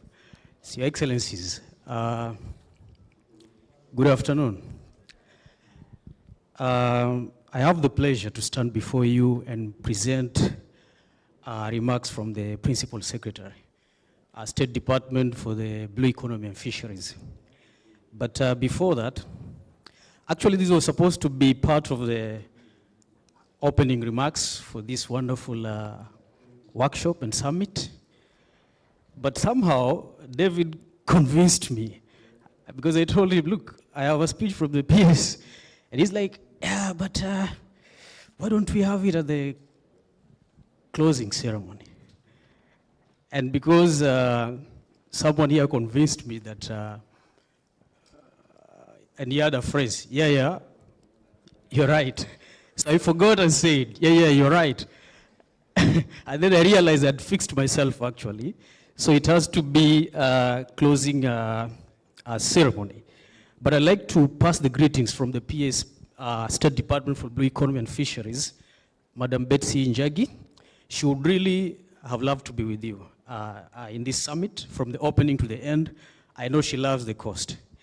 And with that, the Kenyan team, you must win this match. It's on home soil for the volleyball challenge. But first, before I read her remarks, I'll take this opportunity to appreciate the organizers of this summit, David and your team, and all the sponsors. I know it's coming almost 2 months from the Blue Invest Summit that we successfully had at Diani. And I can see a lot of improvement from what we have in Diani. And the Diani conference or summit was more driven by governments in court, because it was the State Department in collaboration with the European Union. So it was more of government ganging up in courts. But I'm so happy that it's now moving out of government. The conversation is moving out of government to where it matters. And that is very much important. And we hope that this is how the sector is going to be driven, because without the private sector, we cannot grow. We can be part of those who initiate these conversations, but then it is up and it depends on the private sector to invest so that we can move this sector ahead. So I'd like to just quickly appreciate what we discussed over this summit. We did have interesting sessions. We had the technology innovations in fishing, enhancing efficiency, sustainability. We had the Director General, Kenya Fisheries Service, Mr. Daniel Mungai, presenting what is happening in the sector.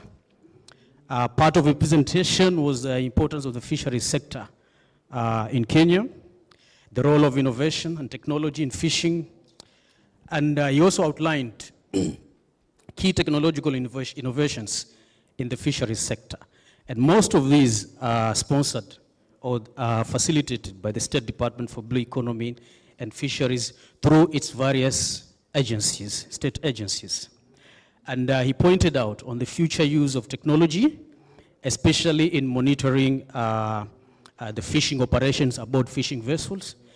We are now assessing the possibility of real-time observations of fishing operations so that we can really fight IUU fishing. He pointed out the various challenges and opportunities in the sector. And I'll go to the opportunities.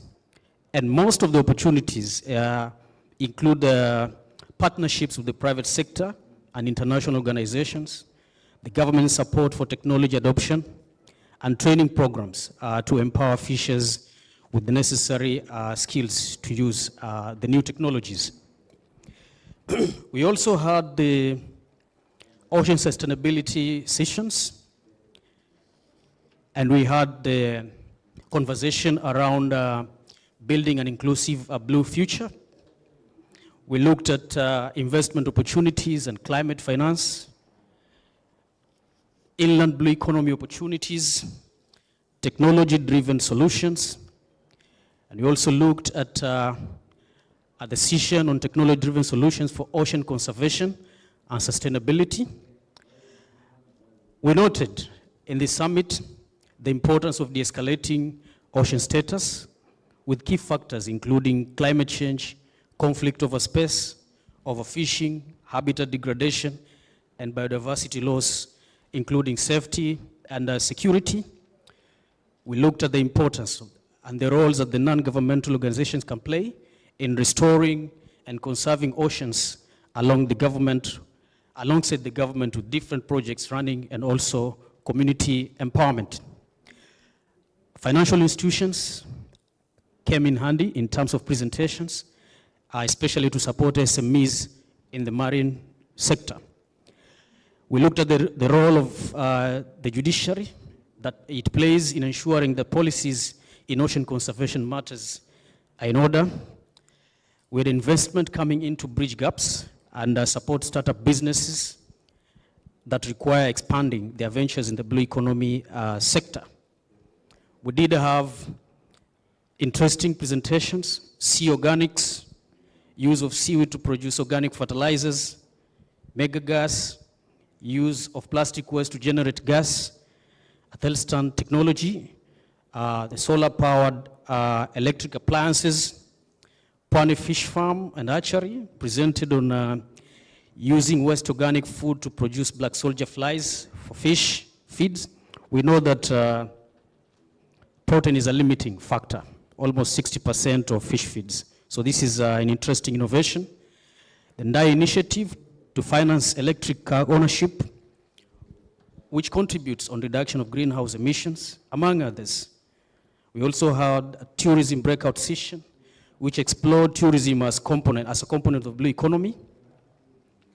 And we had highlights from community-led boardwalks in Gazi in Kwale, and Crab Shack in Kilifi, that is Watamu. We had climate-driven innovation breakout, where we saw highlights on coral restoration and conservation, being a critical habitat supporting over 25% of marine species. We also looked at funding opportunities from various financial institutions, including Equity Bank, in terms of supporting aquaculture, mariculture, fish processing, water transport, including cargo and passenger. But the most important thing, as much as we see the opportunities in the blue economy sector, I'm happy that we are cognizant of the fact that climate change is real, and the contribution of this economy to climate change, especially greenhouse gas emissions, and the overall impact that you can have the rebound effect affecting the ocean systems, including sea level rise, temperature increases, ocean acidification. But the most important is all this impacting marine life. And when marine life is impacted, definitely the livelihoods of almost 1 billion people globally are at risk in terms of food security and also their livelihoods. So it is important that even as we develop the sector, we are looking at it, we are doing it in a sustainable way, cognizing that we need it for the future generations. So ladies and gentlemen, with that, with those few remarks, allow me to read the speech of the Principal Secretary, Madam Betsy Njagi, State Department for the Blue Economy and Fisheries during this summit. You will realize part of it was supposed to be the opening session, but we'll still read it. The blue economy sector has immense investment opportunities for collaboration, for socio-economic development of the country in line with Kenya Kwanza government bottom-up economic transformation agenda that focuses on the value chain actors at the bottom of the economic pyramid for food and nutrition security, job creation, increased incomes, and seafood processing. Kenya is endowed with both inland and marine water resources with a vast coastline covering about 640 kilometers. The total area of the territorial water is 9,700 square kilometers, while the Kenya Exclusive Economic Zone is 142,400 square kilometers. The total area for exploitation by the country is a massive 255,420 square kilometers, which is about half of the Kenya land cover area. Kenya recognizes the huge impact the blue economy has in improving the livelihoods of our people as outlined in the Sustainable Development Goals as well as the Vision 2030. Currently, Kenya's fisheries potential is projected in the marine, deep sea fishing and aquaculture. The projected marine fisheries production in the medium and long term is 50,000 metric tons and 150,000 metric tons respectively. These are valued at Kenya shillings 12 billion and Kenya shilling 37 billion respectively. The aquaculture production potential is estimated at 150,000 metric tons and 450,000 metric tons in the medium and long term respectively, valued at 37 billion Kenya shillings and 112 billion Kenya shillings.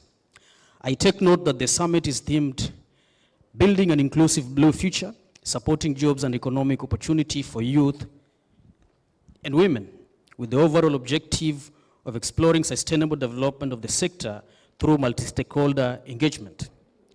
The objective of the summit will be achieved through discussions on topics classified into 3 sub-themes.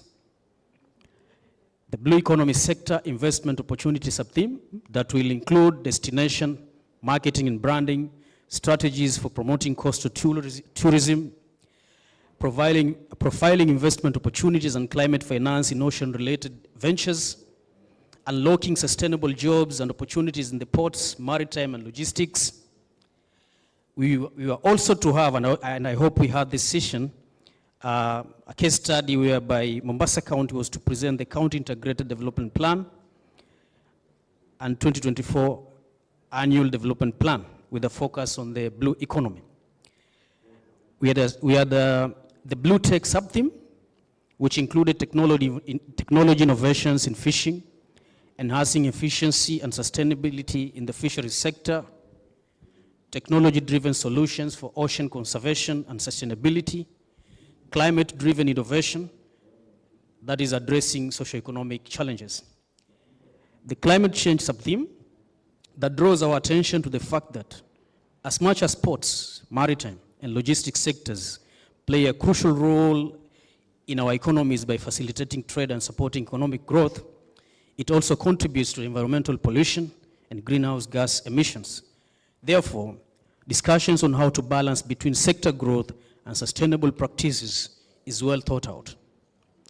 In conclusion, the State Department for the Blue Economy and Fisheries, under the Ministry of Mining, Blue Economy and Maritime Affairs, is committed to ensure that Kenya continues to foster the good partnership with all stakeholders for the development of the blue economy sector. These forums and initiatives will not only contribute to unlocking private sector investment through public-private partnerships to grow the blue economy sector, but will also ensure that it happens in a sustainable way. The PS concludes by thanking you, and without adding more words in her speech, I take this opportunity on her behalf to declare this summit successful and closed. Thank you.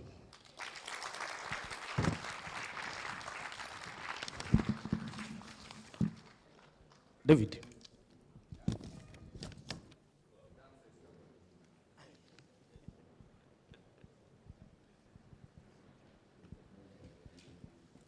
Asante sana.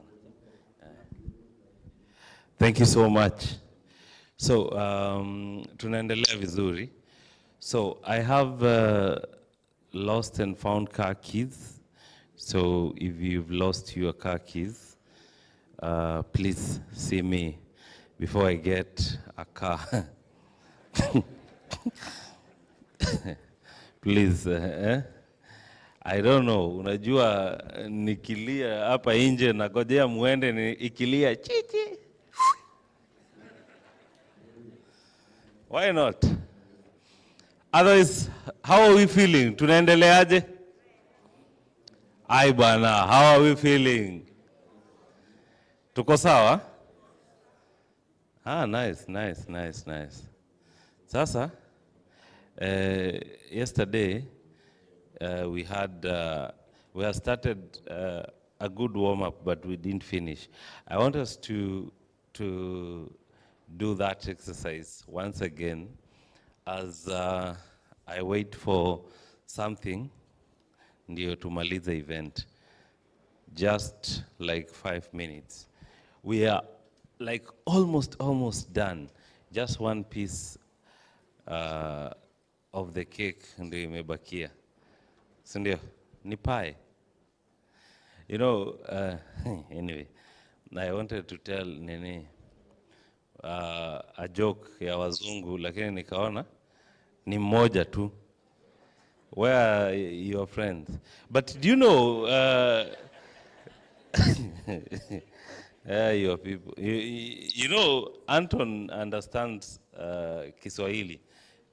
Works very hard. Umework very hard nini? Uliona watu wanakusengenya, wanakuibia, si ndio? Sasa uko sawa, si ndio? Unajaribu? Yeah, by the way, Penny umse mic umsikie. Where is the mic? Patia Anton. Salimia watu kwa Kiswahili. Simama. Mjamaa wa kamera, unaweza mulika hapa. Mzungu mwenzangu. Habari yako? Vizuri sana. Unaitwa nani? Jina langu ni Anton. Kutoka wapi? Nafanya kazi TechBridge. Yeah. Niko na furaha kuwa hapa leo. Nice. Very nice. Alafu amekaa Kenya like is it 1 year? 2 years. 2 years. Na amejifunza Kiswahili. Alafu unaishi wapi? Where do you naishi Mtwapa. Mtwapa. Hapo ndio unapotea kidogo Wenzako wakienda huko hawarudi. Chunga sana bro. Lakini juu unatembea na the right people, utamake it, sawa?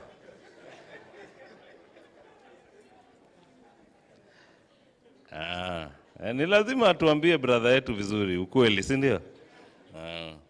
So, na mimi naitwa Ken, miwishi, unaona hii White Sands. So, yeah. Na ni mimi nasupportigi watu huko kwetu, kwa hivyo kama uko na kakitu, unaweza, you give me something, I'll buy you a soda. Nice. Pigeni huyo jamaa makofi bana. Nice. So we all stand up. We all stand up. The event has been great. So I want us to do our exercise, tuchangamke kidogo. So remember the rules that we had yesterday. So rule number 1 is you do as I say, and you do as you do, and say as you do. You do as I say, and say what I've said.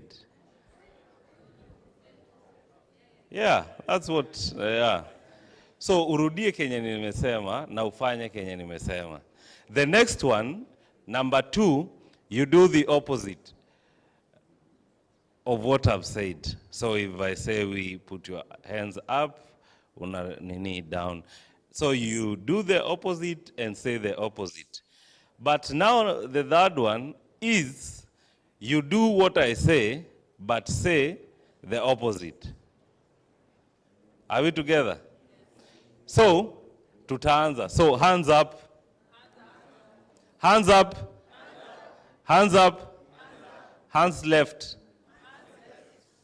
Okay. Jana mlinichanganya. Left yangu iko huku mnaenda na mimi. So, hands left. Hands left. Hands up. Hands down. Hands right. Hands left. Hiya, that is a good one. We go to rule number 2. Hands up.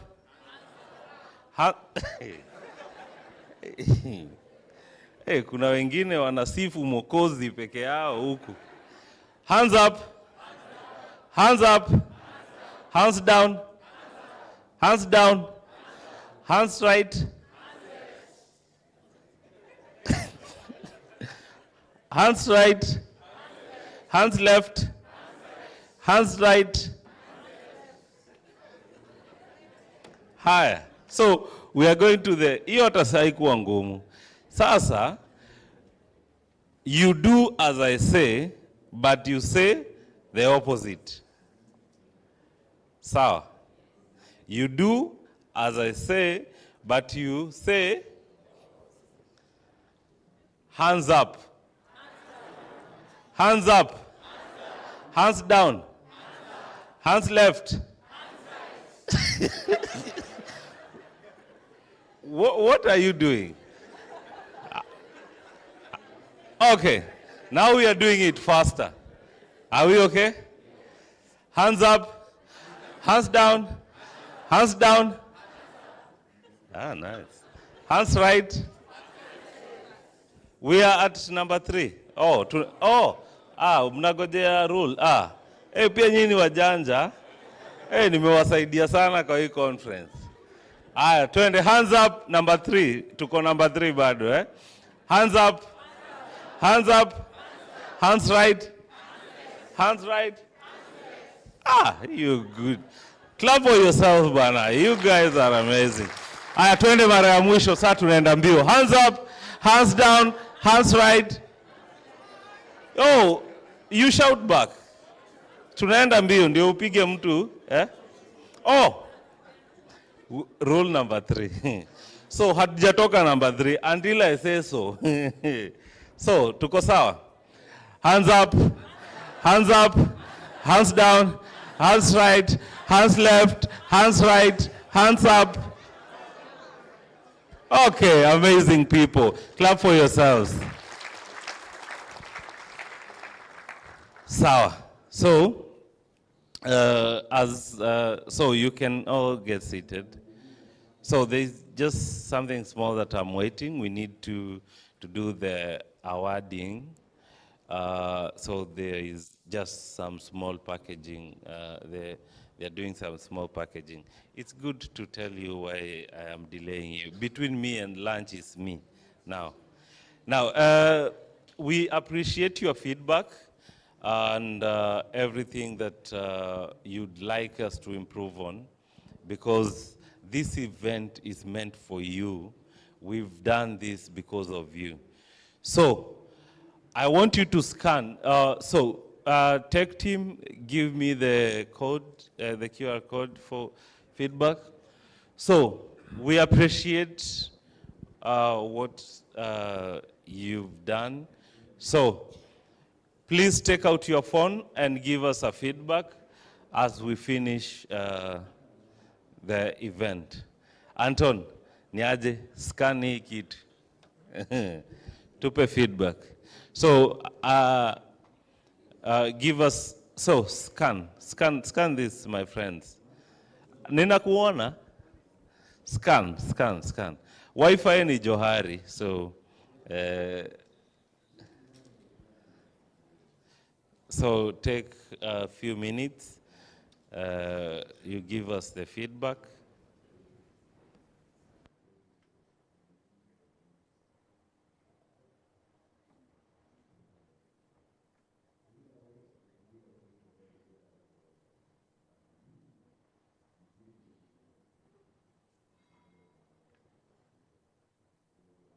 It's just a short survey form. Utuambie, what do you think? And if you have any question, we have our help desk outside. Watakuambia anything that you'd like to know. And for those who would like to join any community, I see my friend there, Wayne, is there. He is the lead Google developer group. Ebu simama, my friend. So this is the tech guy at the coast. Tumpigieni makofi kwa kuja. He's, yeah, great guy there. So, to pay any feedback, take your time, give us feedback. We will appreciate that.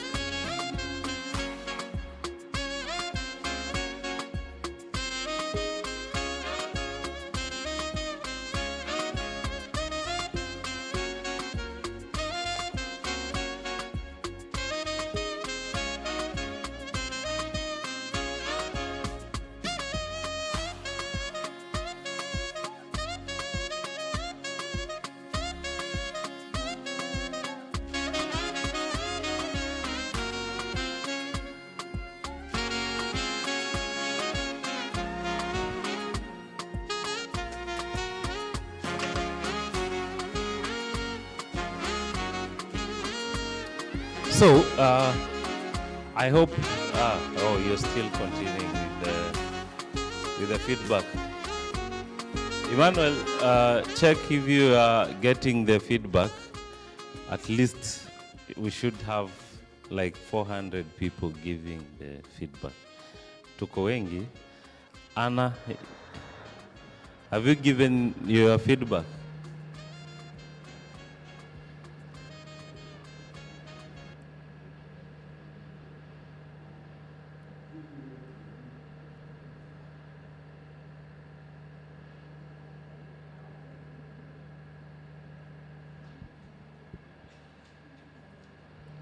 So, nagoja mmalize. So, ukimaliza unaweza. So the game is supposed to be at 2:15.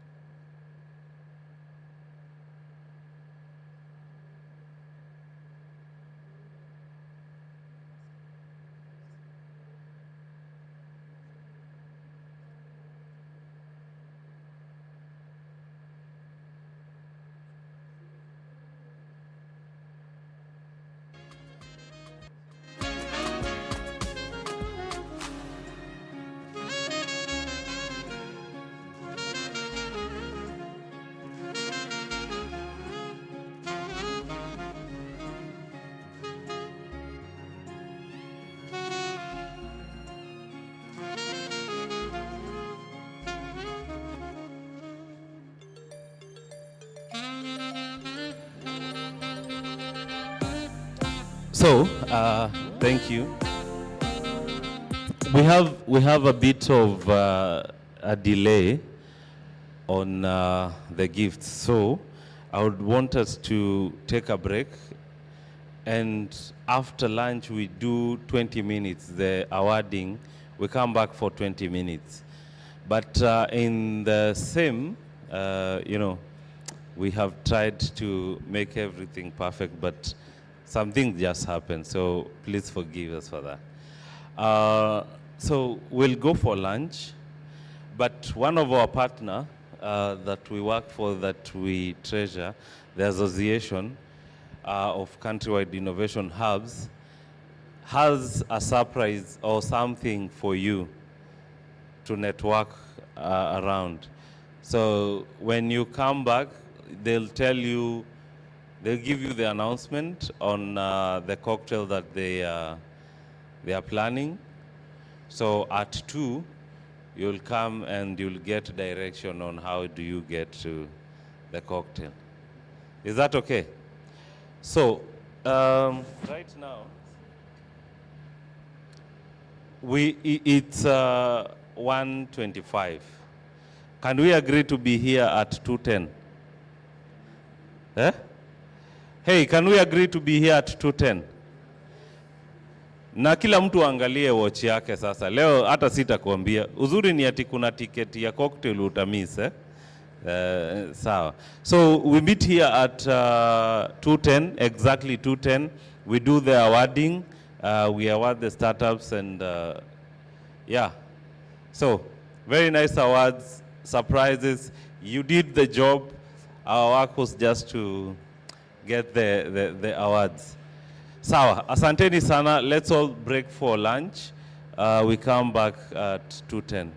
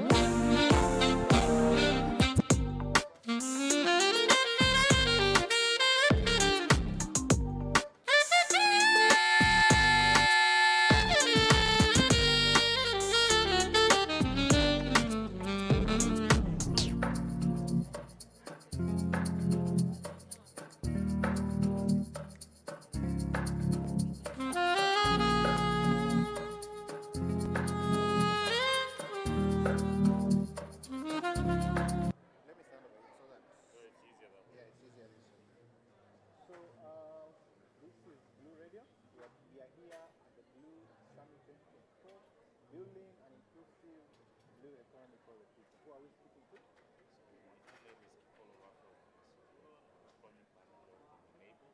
Renewable is a project development agency working out of Okay. For the last 3 days or so, what is the one thing that has stood out for you? the sheer synergies, the number of synergies that are out there in the space of work. I think we're all doing the same thing in a different way. It was good that we saw that here live in front of everybody. Because the number of actors, you see the number of values that are there. So those synergies is what really stood out. Amazing.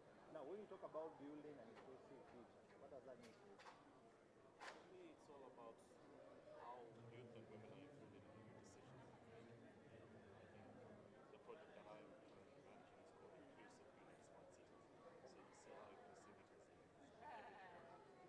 We all understand the rate of urbanization is growing rapidly. I think one of the cities from Tanzania, Mwanza, is one of the 20 fastest growing cities in the world. So it also means that the pressure that we have on our ecosystem, on our resources, even for blue economy, also increases.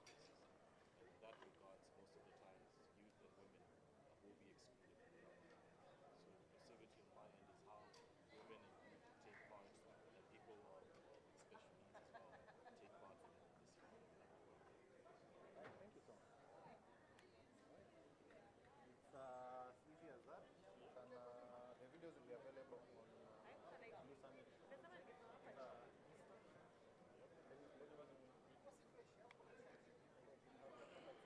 Share and we do interviews. Maybe we can host you one of these fine days virtually. So let's talk about the event, let's talk about the thing that you guys do. Nilikuwa nasema usitole background.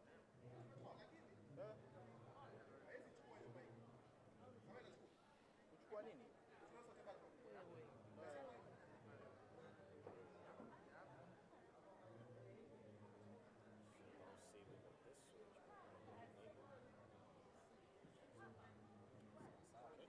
Right, I'll reach out by email.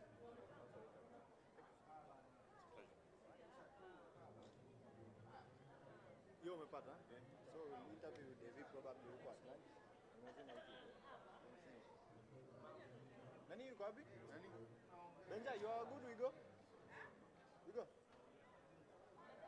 Sawa, twende lunch. Twende lunch. So that. Tunapata watu kwa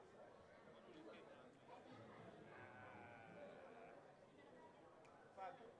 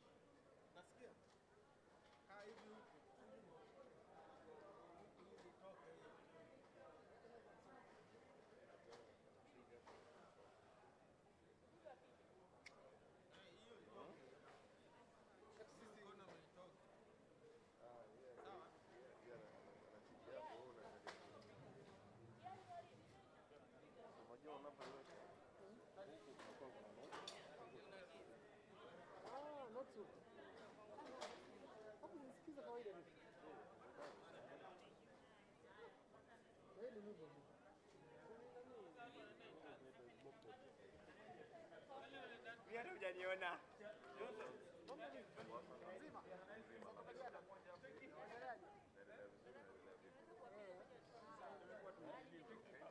Kama yuko.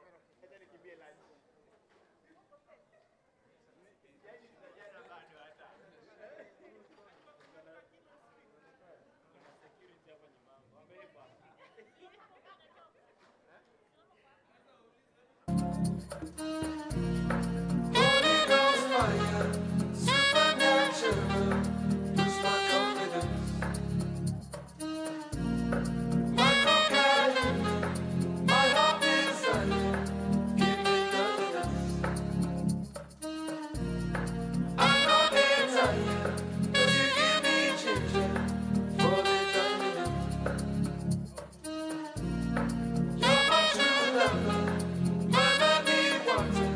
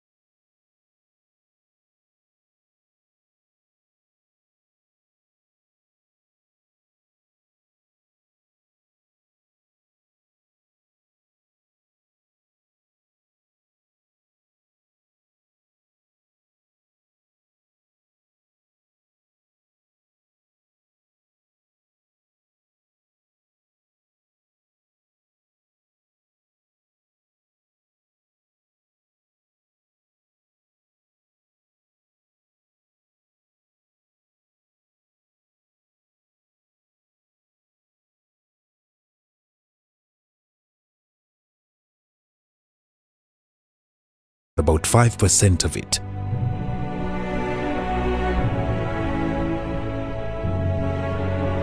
It's a world that's both beautiful and terrible, and it keeps us fascinated and haunted with its mysteries in the darkest corners of our existence. It is home to incredible variety of life ranging from fish, octopus, sharks, whales, dolphins, seaweed, seagrass, coral reefs, and many more. Based on the World Register of Marine Species Census 2022, there are currently about 242,000 known and described marine species living in the world's oceans. By absorbing solar heat and transferring it around the globe, the ocean contributes significantly to the regulation of global climate change by lowering land-based temperatures. The ocean is the largest habitat on Earth. Scientists believe it contributes between 50 to 85% of the oxygen we breathe. Marine life is also a vital source of food for many communities, with over 3 billion people relying on fish and seafood as their primary source of protein.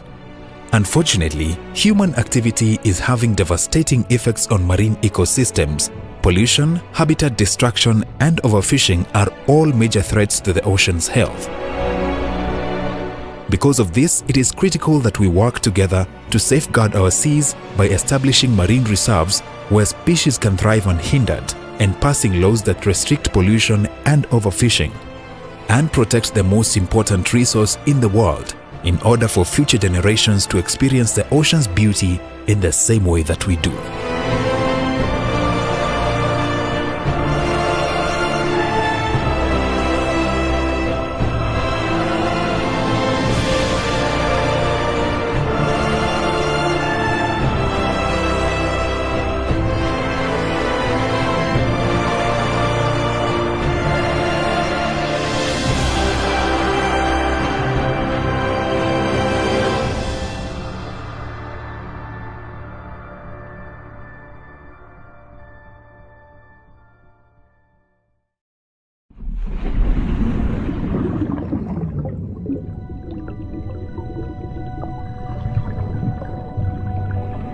The ocean is a vast and enigmatic world, with vast marine species and opportunities that humans have only explored about 5% of it.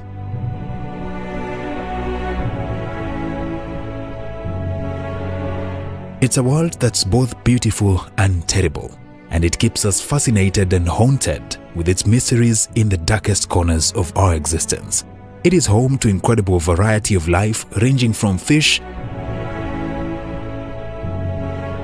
octopus, sharks, whales, dolphins, seaweed, seagrass, coral reefs, and many more. Based on the World Register of Marine Species Census 2022, there are currently about 242,000 known and described marine species living in the world's oceans. By absorbing solar heat and transferring it around the globe, the ocean contributes significantly to the regulation of global climate change by lowering land-based temperatures. The ocean is the largest habitat on Earth. Scientists believe it contributes between 50 to 85% of the oxygen we breathe. Marine life is also a vital source of food for many communities, with over 3 billion people relying on fish and seafood as their primary source of protein. Unfortunately, human activity is having devastating effects on marine ecosystems. Pollution, habitat destruction, and overfishing are all major threats to the ocean's health. Because of this, it is critical that we work together to safeguard our seas by establishing marine reserves where species can thrive unhindered, and passing laws that restrict pollution and overfishing, and protect the most important resource in the world in order for future generations to experience the ocean's beauty in the same way that we do.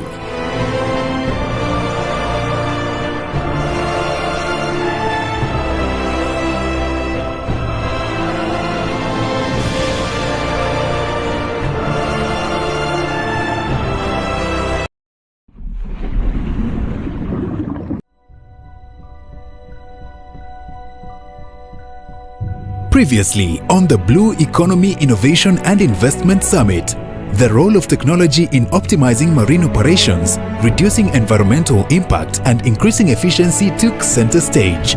Warming up to the main summit, Sote Hub hosted an open forum on women in blue economy, focused on equipping female entrepreneurs with effective business communication and market research skills, linking them to investors. This was followed by a cybersecurity hackathon with a cash prize of 500,000 shillings up for grabs.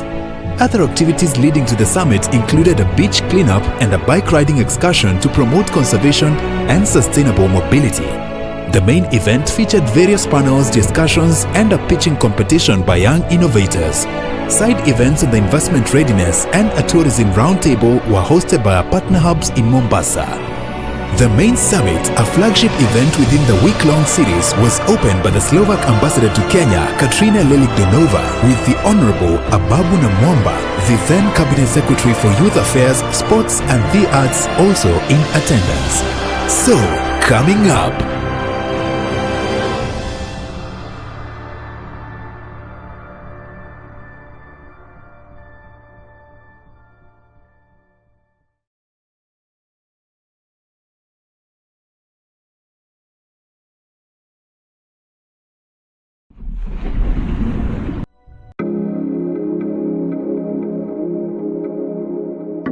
My name is Grace Alora. I work at Sote Hub as the finance and admin. So today was the first day of the Blue Economy Innovation and Investment Summit that took place here at Sote Hub. The theme of today's session or event, being the first day, was on women in blue economy, whereby we had an open forum with all the women within Mombasa who are within the value chains of the blue economy. So we had fishermen, had women who are dealing with boat rides and fishing. We had women who are dealing with tourism. We had women from various value chains within the blue economy. So we had an open forum whereby we were training them on how to communicate in their businesses, on how to do market research and also offer market linkages to potential funders. Also, we were training them on how to fundraise so that they are able to get funds for their businesses. We were also engaging them in an open forum whereby they were sharing challenges amongst themselves. They've been able to engage in an open session. They've been able to learn from each other. So I would like to urge all the women that we invited and they were not able to attend or be with us on this event. I would like them also to know that the summit has just begun. We have a series of events that will be taking place from the 28th, where we are going to have a hackathon, a cybersecurity hackathon, on the 28th to 29th. We are also having a cycling and beach cleanup event on this Saturday, which will be on the 28th as well. And also we are, on the 2nd, we'll be having a pitching for the innovators. And on 3rd, we are going to officially have a Blue Economy Innovation and Investment Summit. So we want to urge all the ladies who are within the blue economy sector to please join us in gracing that event. Thank you very much, and we are hoping that you will all join us on that day.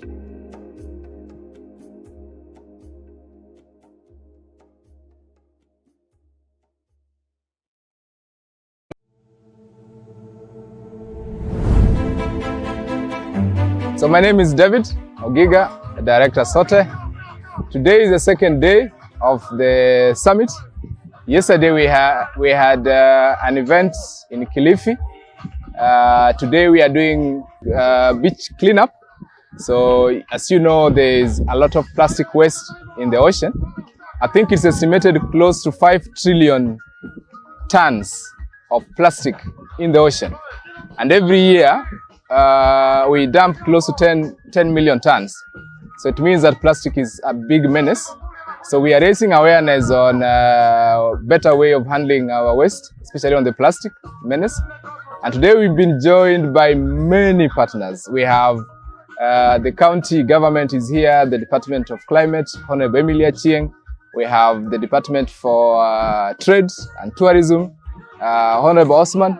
and we have Department of Lands, so very, very appreciating, but also of Kenya Wildlife Service, Mombasa Walk Movement, and many, many partners, and Baustaka who help us organize all this. Then today also, after we come from here, we have the hackathon, which is now on cybersecurity. So we have over 60, 70 young techies in the hub today, and they are going to spend the whole night until tomorrow hacking on the challenges on cyber. So we hope we will have amazing solutions coming out that we can be able to exhibit in the main summit, but also to showcase. Then on Monday, Tuesday, we have events in our partner hubs. For example, in TechBridge and also in Yepi Hub, they'll be discussing, there's a very rich panel discussing on tourism. And then on Thursday, we have the pitching contest. So you're gonna be ready for that, because the solution that we are hacking today will have top 10 presenting. That will be very exciting. And our chief guest will be Her Excellency, the Slovak Ambassador to Kenya, Katarina. And then on Friday is now the mega event. So the gala is on Friday, where we have all our partners will be together. The guest of honor is Honorable Babu Namwamba, who is the Minister for Sports and Youth. And we have many, many exciting activities. There's pitching contest, panel discussions, keynote speeches, and also an award ceremony. So I welcome all of you to Blue Economy Summit 2023. This is how the house is going down. It's going to be fun.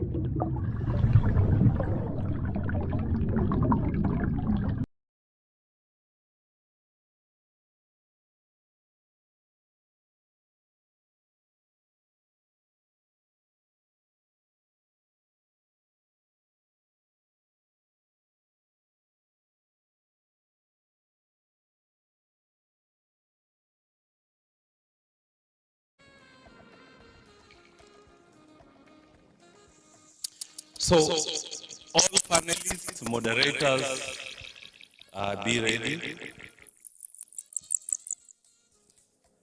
So you'll use this side of the stage, you come from that side, you'll get your gift, you'll take a photo, and then you leave from this side. Is that okay? So, all the speakers that are around are in no particular order. So if you sat in a panel, you gave a keynote, please be upstanding.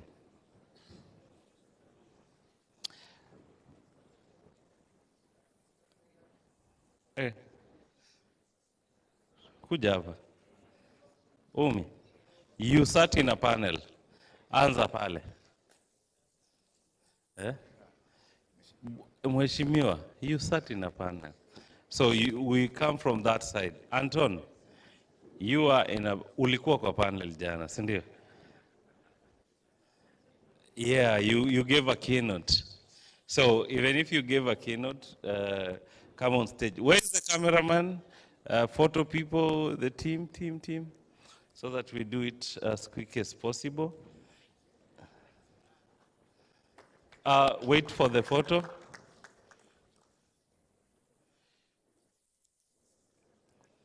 So all the people that sat in a panel,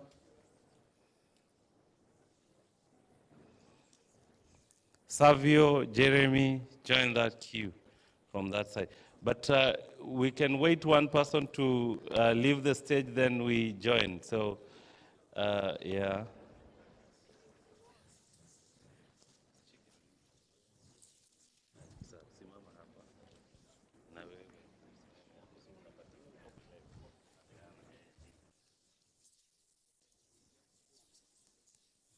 Haya, excuse kidogo, mnaambiwa msonge hapa kwa sababu ya light. Yeah. Is that okay? Yeah.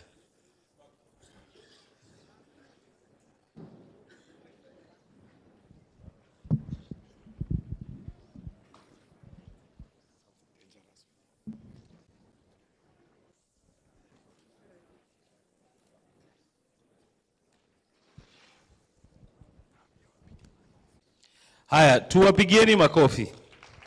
Let's clap for them.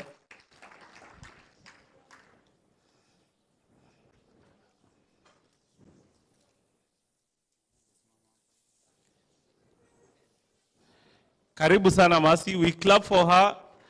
Na tumpigie, tuendelee tu tukuwapigia makofi bana.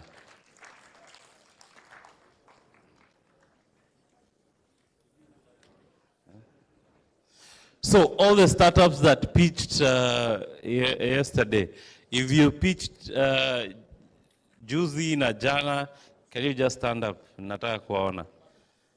Those who pitched here.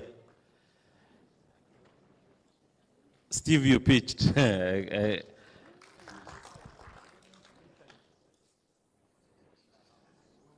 Okay. There are some more people that I cannot see. Where is... you pitched yesterday. You're not standing.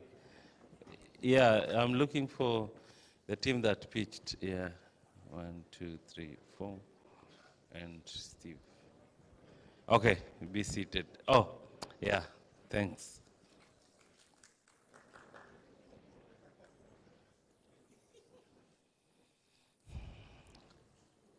David, go on stage. You need to get your gift. We clap for them. David, go and get a gift. No, you spoke. Ulikuja kuongea hapa maneno matamu. Utawahi zawadiwa lini? Clap for that man. Nitaongezewa kitu bana.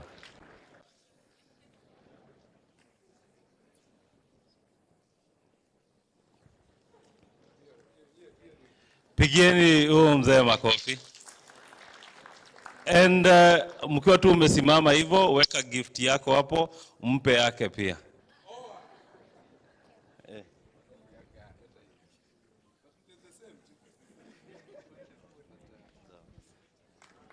Mpigieni makofi.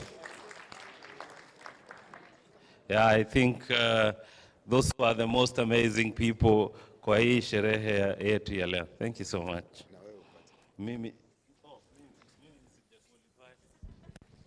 Mimi bado sija qualify. Sasa, we get to the next part. We finish the event. So, yeah? Oh, any other speaker? Any other speaker, panelist? Is Joachim back? Oh, there's George, haujamaliza kazi. There's one speaker who has just arrived. Yeah, you're open to work. That's very nice.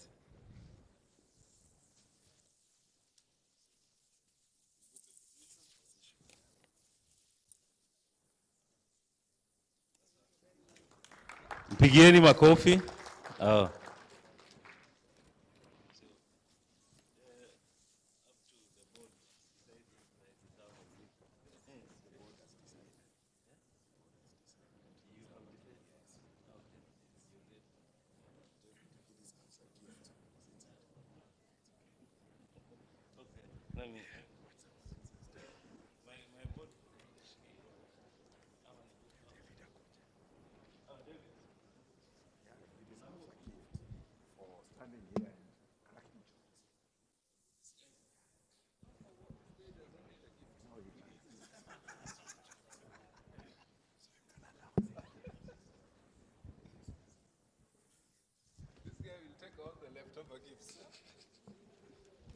So we clap for the wonderful MC. Well done, well done. Well done, well done, well done. Thank you so much. Next year you're not getting the gift.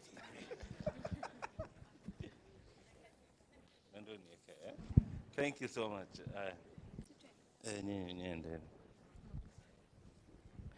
So we've got to that point where we need to appreciate the amazing startups for the good work that they are doing. So back to my slides, the startup pitch slide. So tension, tension, tension, tension. Drum rolls. So we had different categories. So we have top 3 startups. We have other categories. There's best startups in different categories. So I want to surprise you with the categories that we have. And you'll see them on the screen. And let's make some noise for them. Cindy. Let's make some noise for them. Cindy. So first of all, let's appreciate everyone that pitched. They did an amazing job preparing for the pitch. That was a good job done. Then, let's appreciate everyone that voted for them. You did an amazing job. That was the first open startup jury. We gave you all the points, what we do at an innovation hub. You sat on our seats and you did a very good job. So these are the results as given by you. The best marine startup, best startup in marine plastic, EcoWorld. So EcoWorld, come here. Savio Wambugu, come on stage. I want you to help me give this award. Oh, my team, where did we go? There was that team.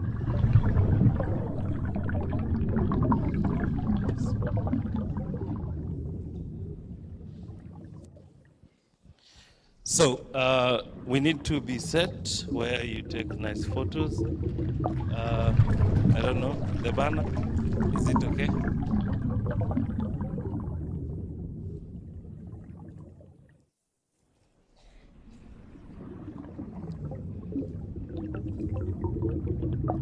So continue standing there, Steve. Yeah. I want to invite Caroline. Come on stage. Yes. Oh, she's not there. Okay. Thank you. I wanted you to. Thank you. You did a good job. Thank you so much. Thank you so Thank you. Couldn't have done it without you. Yeah, man. Okay. Yeah, so you can leave. So we clap for him. We give him a better clap. Thank you so much. So we move to the next one. Hey.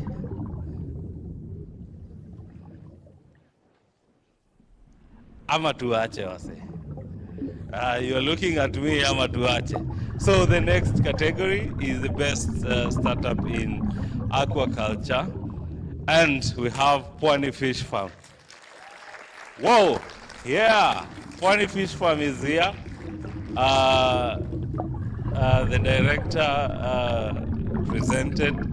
Today we have the other director coming for the president. So, Anton, come on stage.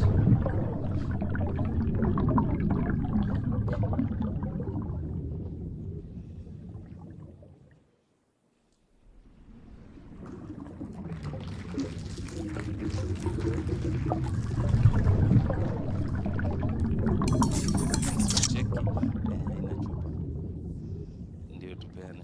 Uitoe tubaki. So, we went to another category because we looked at what we had, and there is one startup that everyone loved. So the category, the one that got most points on best presentation.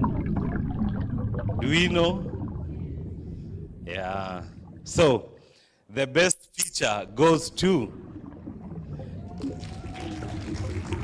So Omega Gas, you can see the love that people have for you. Musizime gas bwana. Gas imeisha hata kama haijaanza. We clap for him once again. Mega Gas, that was amazing. So, Jeremy, join us on stage.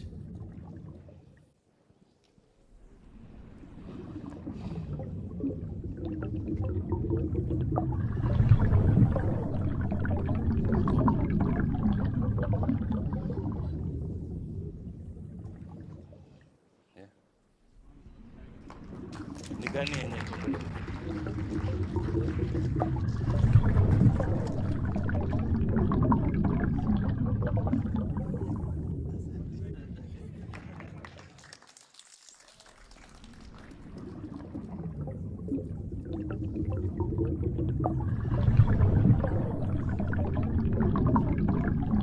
Tunaweza achia hapo sasa, si ndio?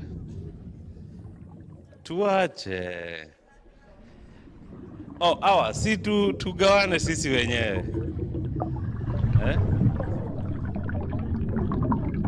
Zote ziende. Hamna huruma, hata mimi nipate kitu ya kuweka kwangu. Okay. Aga Khan Foundation, mpo? Aya, njoo. Kuja. Zainab, kuja.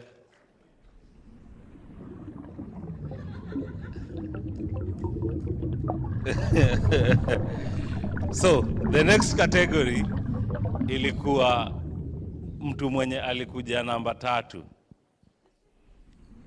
So we are going for the first one. So this is the second runners up. So give it up for Ndai. Pigeni Ndai makofi.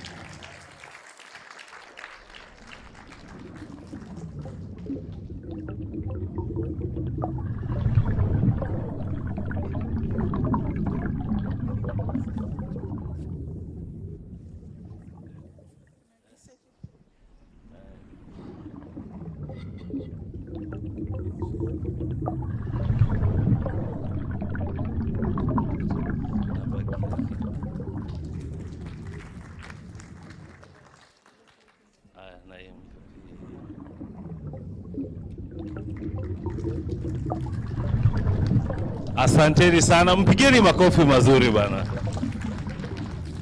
You know, if you don't impress Ndai, you will not get a Ndai. Ndai gives Ndais for free. Like my guy, that guy motis everywhere. He chapas you a moti everywhere, every now and then. My guy. So, number 2, that is first runners up.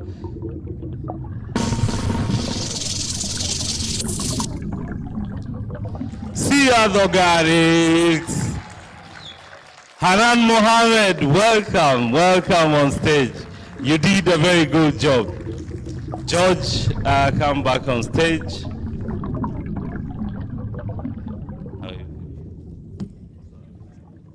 You know, when I told her she will pitch, mi siwezaki kuongea mbele ya watu.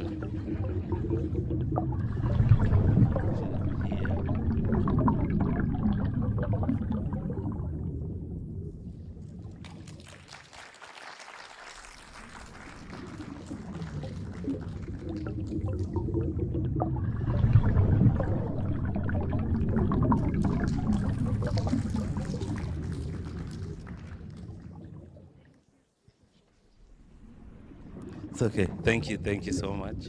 So, David, come on stage. So si tu ama tupe huyu jamaa juu ya kazi mzuri tumpatie hiyo zawadi ya yenyewe.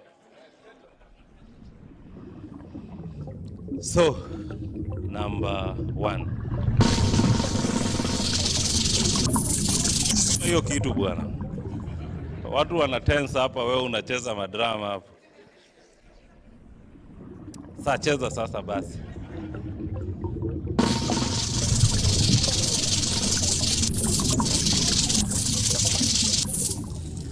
Adel Technologies. Watu wamependa kupika na sola. So, Adel, mpigieni makofi akikuja kwa stage.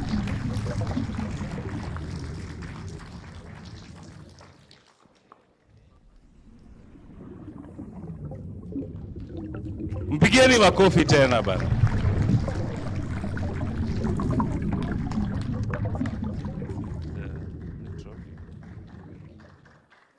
The Tanzanians can remain behind.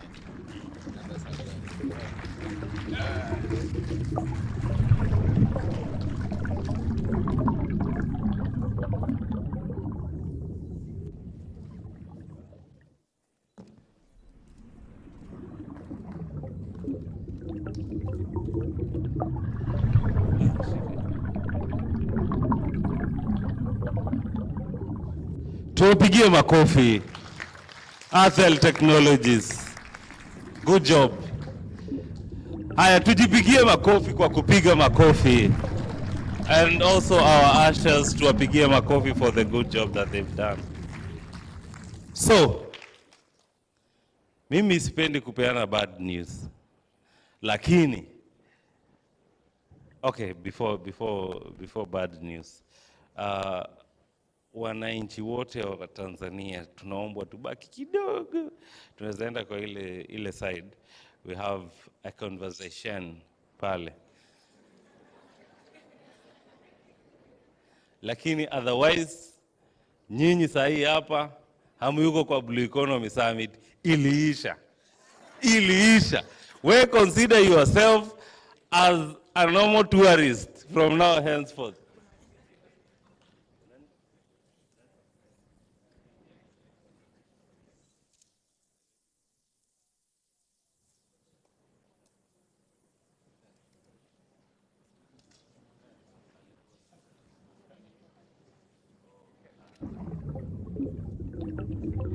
Sasa, before mkuwe raia kabisa, we need to take a group photo. So, photography team, tuka hapa, ama, yeah. So, You have a chance to become an MC now. So kujeni nyinyi wote hapa. Kujeni, simameni, we come and take a group photo. So, nini, photography team, si you tupanga, so that, up there. So, kila mtu kujeni on stage. Kujeni. Njo. Ushers, the team, kujeni mto hizi kwanza. So that we get space. Hello, kujeni, simameni tupige picha alafu we are done.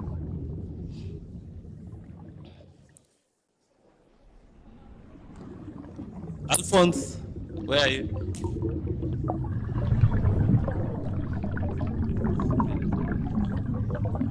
Hey, let's join everyone on stage. Brian.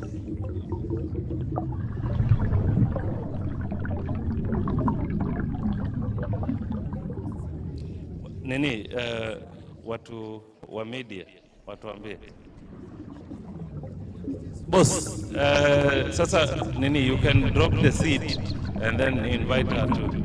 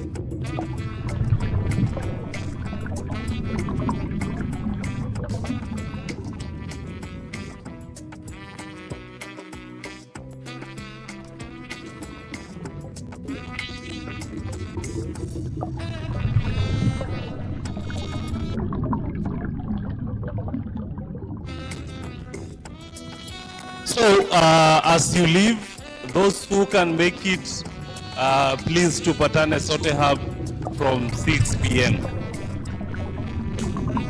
Sote Hub team pia mbaki kwa stage, both ushers na nini.